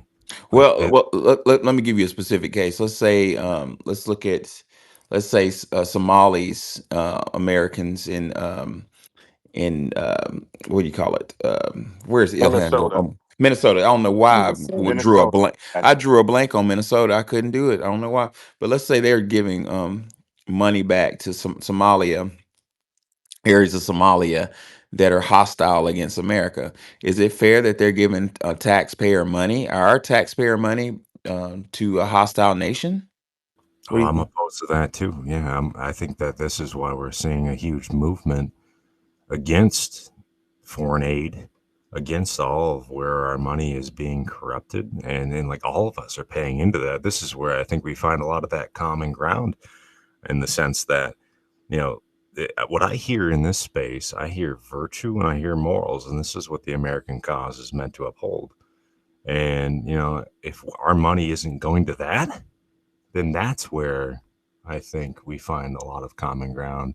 And no matter what color of skin or where you come from, like, we have a union, and there are people that, I named my boy Lincoln. He's 2.5 years old, and I'm a student of that man. And what we have in front of us is the opportunity to save the reason why people want to come here. And this is becoming worse and worse and worse over the years as the immigration aspects, and these folks are coming here and they don't understand what America means.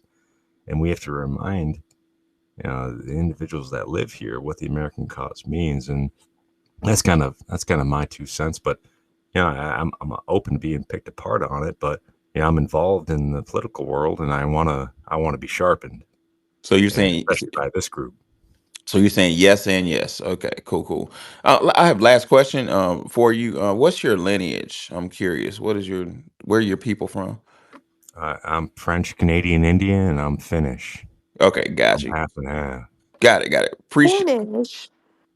Go I'm go ahead. from the Upper Peninsula of I want Michigan. to make Michigan. a Finnish joke, but I don't want to. You can.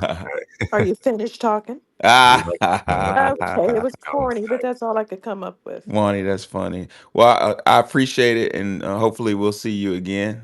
So one point too is my buddy from Detroit, he's a legislator in Detroit. We're trying to delve into the history of Michigan in particular. Malcolm spent some time in Lansing, right? His father was killed by the KKK there.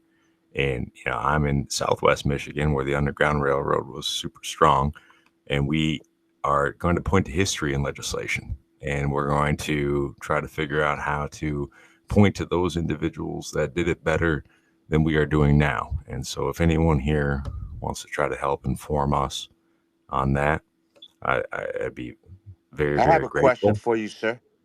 Yes. Relax.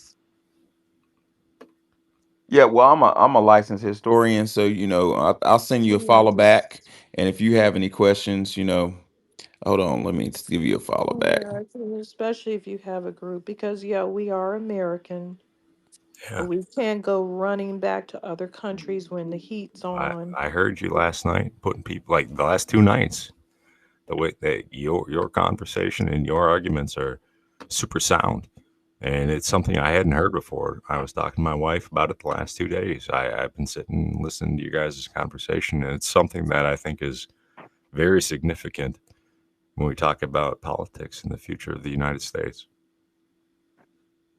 Well, we have a rogue arm of people who pretty much dominate academia, and they want Black Americans to be uh, anti American. They say we're stateless, we're Africans that are just hanging out over here, despite being here half a millennia and having all kinds of admixtures up the wazoo. They are hopefully being oppressed by our movement, what we're doing, because our history is to be very patriotic. That's why we had the Buffalo Soldiers. That's why we had the Tuskegee Airmen. We are hyper patriotic. We have everything to do with America. So this new thought that that's kind of been hanging over our heads, making us say, oh no, oh, we can't fly the flag. Yes, we can. And then they have this strange argument that, oh, America's not good to you, but your country genocided you and you ran over here for help. So why would we not fly our flag if you're flying your genocidal flag? Flag that represents all of your people who have done a genocide against you, but we're not supposed to like our flag. At least we can fly our flag and say those other people did these hostilities toward us and enslaved us. We could say that. That makes more sense than to fly a flag of a country where the people behind that flag have actually done the genocide against you, in my opinion. Well, I think that that correlates very well with last night's conversation. How you put that one dude down with the okra conversation. Like it's like you have nothing to offer at all in any capacity to our cuisine, Well, and I respected that immensely. That conversation, I'm not gonna lie. And but the thing is I think what the professor described is what do we have in common? And so we have a country where there are powers completely destroying our children and our kids' minds, shackling their minds. And my point is that we've got to bring enough people together to the American cause to overcome that. And I'm a part of that from a state legislative standpoint. And I've been wondering about this for many years. I was a teacher before that, and we lost so many young black men to being expelled and being just kicked out of school, and it like that my heart rends for it. I've been deeply involved in this, and I listen to this. It's been fascinating, so I hope that you what don't. what subject did you teach? I taught civics, I taught Spanish, I taught English. I hate Spanish. I had to teach it because I had to learn it when I was in 8th grade. Spanish, civics, English, and civics. Got it. So so if you want, you mentioned you got a friend in the state legislator. If you do need my expertise, I'm a licensed historian in several states, and I would be happy to bounce some. Yeah, we'd love to have you. It's Donovan McKinney. My name is Brad Paquette.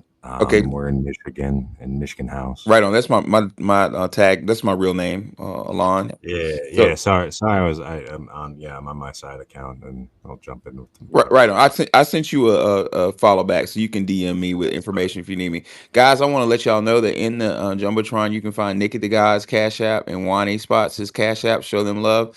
And in addition, if y'all want a copy of my book, I have a new batch of books in.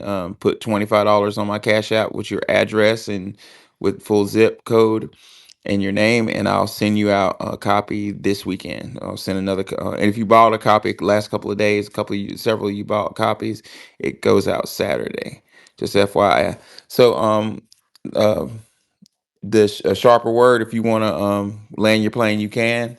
And after that, we're gonna move on to well, I left my glasses somewhere. Don't know where I put my dang glasses. I'm going to say something real Can I quick. tell my Fleetino story? Wait a Go ahead, minute. Wani. You said Fleetino. Flatina. Yes, so my Oh, Fleetino Lord. story. Wow. I just want to say that I don't. Um, appreciate Pan Africanists telling people that they're stateless and that America hates them. That goes against Frederick Douglass. It goes against the Tuskegee Airmen. It goes against the Buffalo Soldiers. It goes against every word they ever said when they were presented with the idea of going back to Africa. They wanted nothing to do with it because they don't know anything about it, and they're not even that ethnicity anymore, those ethnicities anymore. Just like you wouldn't expect a Native American to go back to China or go to Asia. They're not from there now. They've created a whole new ethnicity here, and that's just not what's going to happen. So if Caribbeans feel that way, because I saw the CARICOM 10-point plan for reparations, and a lot of their reparations says that they want to go to Ghana. That's their dream. That's their idea of reparations.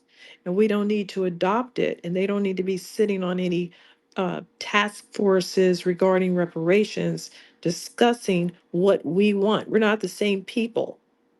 We're simply not. And that's one of the things we have to make sure that we make sure who's who in these discussions, because one person's idea of repair is not another person's idea of repair. They didn't have the same situations that we have, and they don't have the same background. And we're just going to make sure that everyone knows that. Right on. Um, let's see. I don't know who was. I think Ani Saru had his hand up. Ani Saru, did you have a chance to speak? No, not yet. But I was gonna bring it back to something Yes, sir. Tim said. Yes. I can hear you. So I'm just letting y'all know that I'm gonna get a couple more speakers. We're gonna close the room shortly. So when I bring you up, go ahead and make sure you land your plane, and we'll have another space tomorrow. So go ahead, Ani Saru. Then we'll go to the black, no taxation, and yeah. So go ahead, Ani Saru. Okay.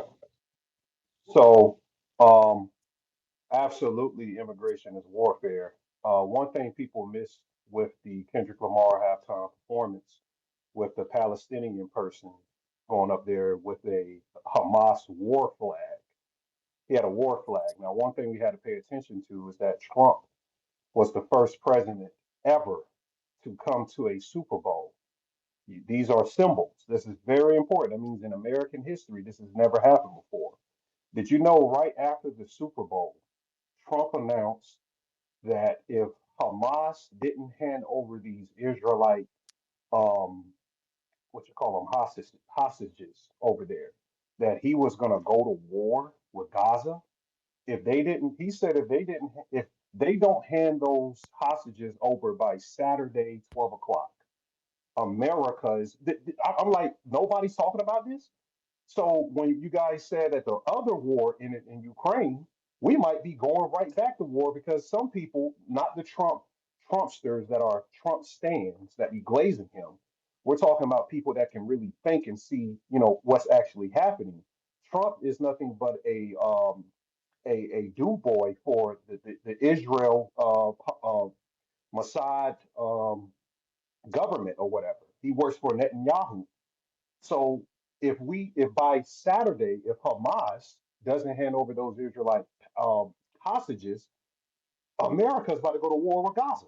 And if we go to war with Gaza, that's going to trigger World War III because then we're going to get into other folks' business. So one thing I noticed is that the Palestinian person that was standing on the Kendrick Lamar car, they didn't do nothing to this guy for like 2 minutes. This had to have been an inside job. And guess what they announced? I'll land on this. They announced a day ago that the guy, he was a Palestinian person. He's not going to be charged. He's not going to be charged. Why would they announce that? They could have just buried it at that. They said he's not going to be charged. So that means if, say, a black American went up there and grabbed the mic from Kendrick and said reparations for FBAs or black Americans, you know damn well he will be banned from every other Super Bowl. This Palestinian did a act of war. and put up a Palestinian war flag, and they just announced that nothing will happen to them. I'll land Appreciate with your that. submission. We're gonna go to. Professor, Professor, Hold on, yes, sir. I want to intercede on that. Tariq had that guy on his space. He's not Palestine. He's an African dude He's that was on that Sudanese. thing, I mean, and he South was a dancer. Sudanese. Exactly. Hmm. So what are you talking about? Well, he's an immigrant. He's Yeah, an he's immigrant, South and they Hold on, said they're Sudanese. time not out, going to do time nothing. out, time out. You just said this guy's a Palestine. He's not. He was a dancer. He snuck in. He was a dancer. Did you see Tyreek's space today? No, no, I'm Answer my saying that he question. was Did you see his pro-Palestinian. space? The guy was No, no, on I there. didn't He see was a space. capping for Palestine, and Well, Trump said that if the if the hostage is not released, he said all bets is off. He never said United States is going to war with anybody. No one heard that. yeah, Where did you hear that from? I'm gonna have to look into look more into that issue to before I can speak intelligently on it. So Yeah, I didn't hear her going to yeah, war. Yeah, I did not hear that. Because it wasn't said. He just Exactly. said Exactly. very bad things could happen. yeah. Wow. I Is this fear mongering? Yeah, I That's pretty what bad. he's doing. So I'm not saying that. Okay, well, he's doing an act of war. He's insinuating he's going to do an act of war. If he does anything, that's for us. That's for Israel. That's my point. That was my whole point. It's not And for I bet American you a dime people. to a That has dollar. nothing. I And one think more thing, some of the brother. hostages are American. Yes, but I want to. I'm pretty sure Trump is not working for Yatney, whatever his name is, Benjamin Yatney. Definitely not him. Netanyahu. Yeah, because Trump don't even like that guy. And again, that guy was African. He wasn't a Palestine All right, we're gonna move. Palestinian. We're gonna move quickly to a new speaker, Brad.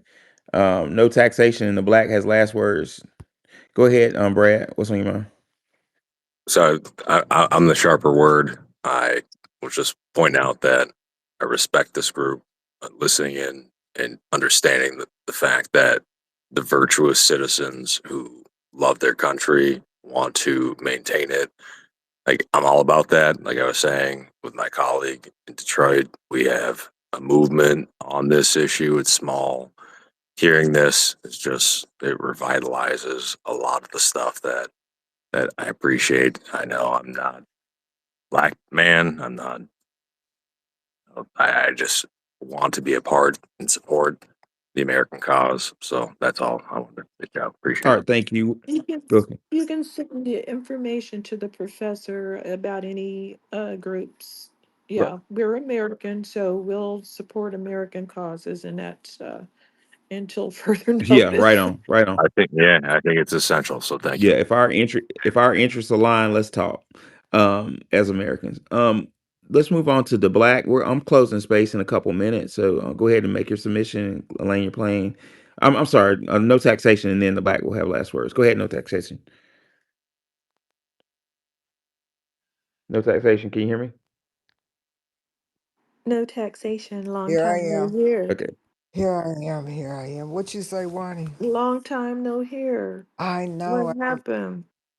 Girl, let me tell you. You want to hear the real story, y'all? Y'all know I always got a story. I like my life. So anyway, I'm having some circulatory issues, and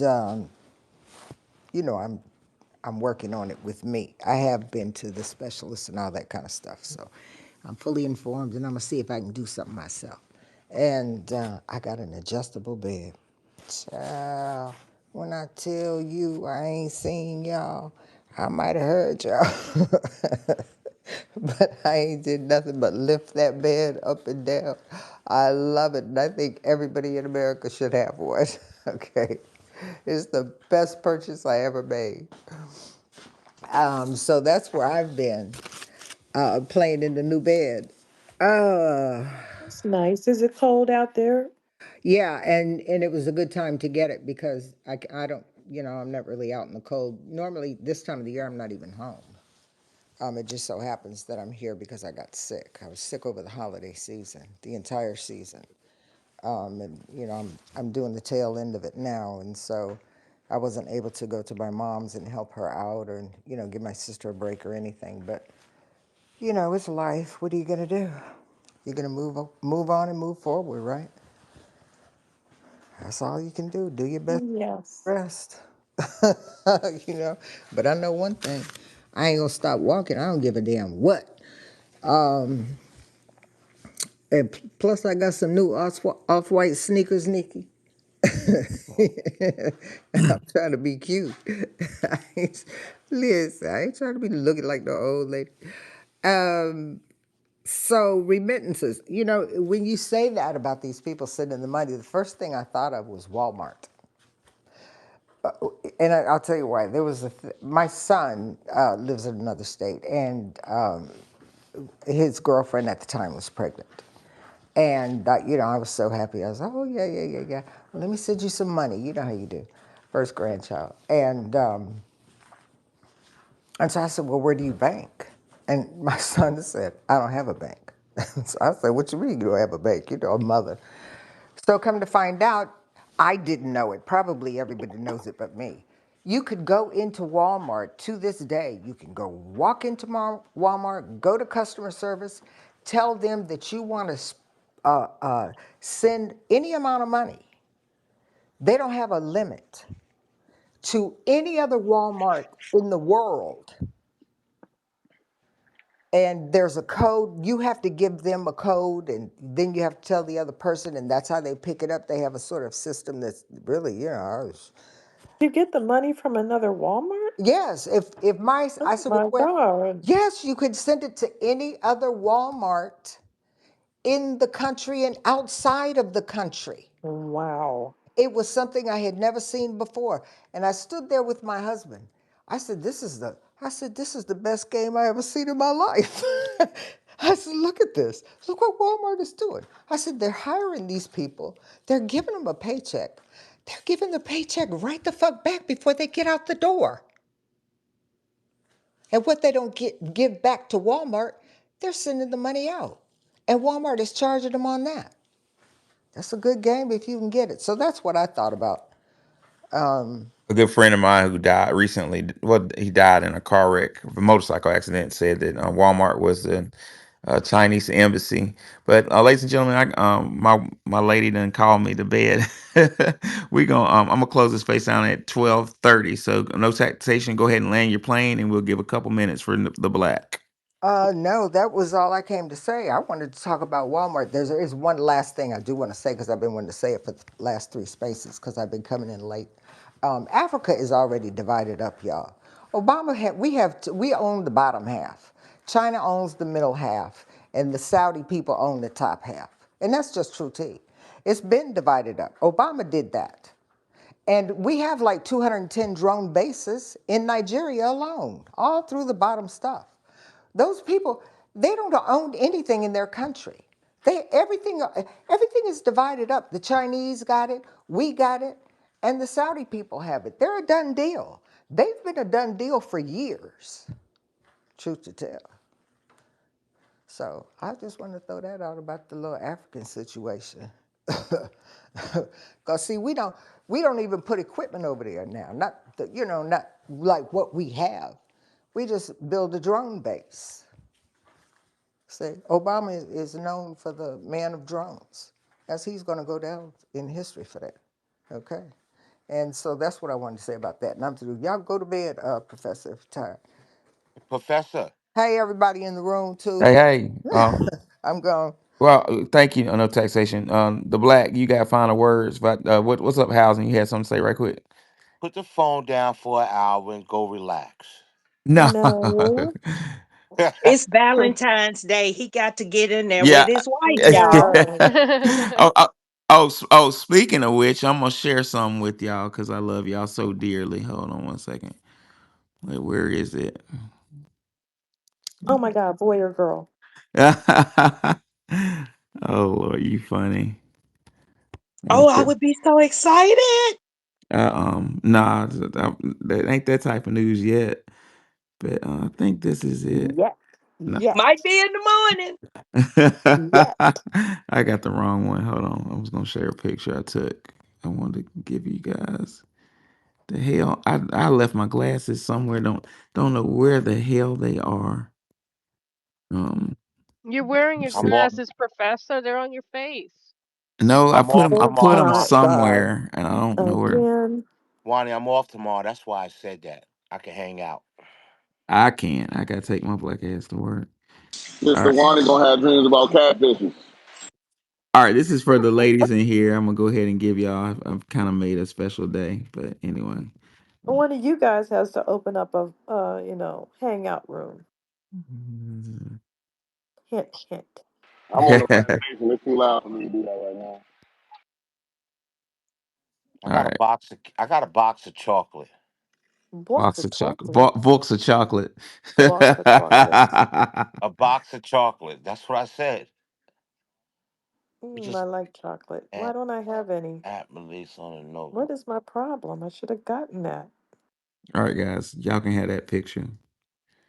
Happy Valentine's Day from me and mine. All right. All right. Thank Go ahead, the you. black. My story gonna be quick because okay, I went downtown the other day to do some business and pay some bills, and the SA's been protesting lately, and it was like this little dark skinned dude. I don't know where he was from. I don't think he was from Mexico, but he sounded Latino. But I was coming out the building downtown, and he asked me, "My friend, why don't you stand with me?" He said, "They kicked me out of the country. Who will gonna be?" I was laughing. I was dying laughing. Like it did. It made me think of this room because of the title that you Wait, he had. said Because he they was like, he said they kicked him out of the country or they're going to kick him no, out. he said they trying to kick me out of the What country. happened? Why isn't he out? I guess he feel like they Oh, gonna kick him out. he's I don't know, paranoid. Got Bro, it. you but they should have been called down ICE there and got your reward, protesting bro. and shit. Right. That's what I've been trying to figure out. You Why they can't ain't call just him now. It's too busy. See, you got all the people in America calling at the same time. shit. I would have did my Scooby Doo. They yeah. would have held his ass down to the cops came. You're gonna have Put to his have ass But under regional look, American officers. citizens arrest. but look, it Oh, the title you was want to get perfect for this room. deputized, huh? You want to be a lawman. They probably do need to deputize me because I know where all of them at. But You better do the your title of civic this duty, room is brother. perfect for what he said at the end. Cause he said, "I'm working hard to send money back to my country," and I'm like, "Damn, What? that's how y'all doing it." Damn, right in our face. So yeah, so I'm like, "Yeah, y'all had need to go back home then." Shit. And I walked out. He like, "Man, my friend, help me." I'm like, We "Oh don't even man." know these people. What are they? Why are they so chummy all of a sudden? I don't know, but That's just I Professor's don't really just bicycle mess with theory. them folks. So it was just hilarious. Okay, we gotta let the professor go, or else I'm never going to get a great great great grandchild. Okay. Hey, Bye, Professor. I'm gonna That's put all I my wanted order to add. in for one. What? All right, all right, Okay, y'all. player. Player. Talk Yeah, your talk, player. yes, sir. Y'all, I gotta be in the bed in a second. So I really appreciate y'all. Learned a lot. Are remittances an American? Hell yeah. Is immigration non-conventional? Yes. According to I want to call him doctor so bad. Where my light at? According to Robert Greene, I'm gonna have to bookmark on Rule 27. Robert Greene says, hell, what? Stand by 1 minute while I look at the page. I lost the page number. In Rule 27 of the Art of War, 355, Robert Greene says the following. He says that, flipping through pages. Dang it. Hold on 1 second. Okay. He says that in the alliance strategy, people seem to work for the interests of others while furthering their own interests. And I found something very interesting for those of you just coming in. where he made an analogy of immigrants to bicycle races. Robert Greene says the following: "It's a common strategy in bicycle races not to go out front, but to stay right behind the leader, a position that cuts down wind resistance. The leader faces the wind and you save energy. At the last minute, you sprint ahead." That's what's going on with the warfare tactic of immigration.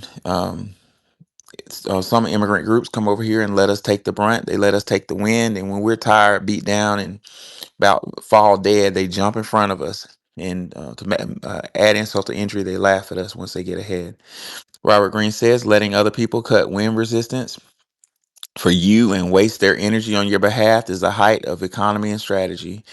One of the best stratagems in the alliance game is to begin by seeming to help another person in some cause or fight, only for the purpose of furthering your own interests in the end. FBAs, let's stick together and fight for our own interests and be real careful of who we let in our circles. Remember, we need to look for strategic alliances. Let's stop all this caping bullshit. It don't mean nothing. Let's make alliances that are strategic. Just like we were talking to the gentleman in the space today. He seemed to have interests that match our interests. Maybe we can do a little business together as Americans. But the moment our interests don't align, hey, back to the drawing board. I love you all. Happy Valentine's Day. I hope y'all snuggle up tonight because I am. See y'all later. Good night, Professor. Good night, Wani. Last words, Wani. All right, bye. Love Good y'all. night, everybody. Love y'all too. On Nikki. Good night, everybody. Peace out, Good y'all. night.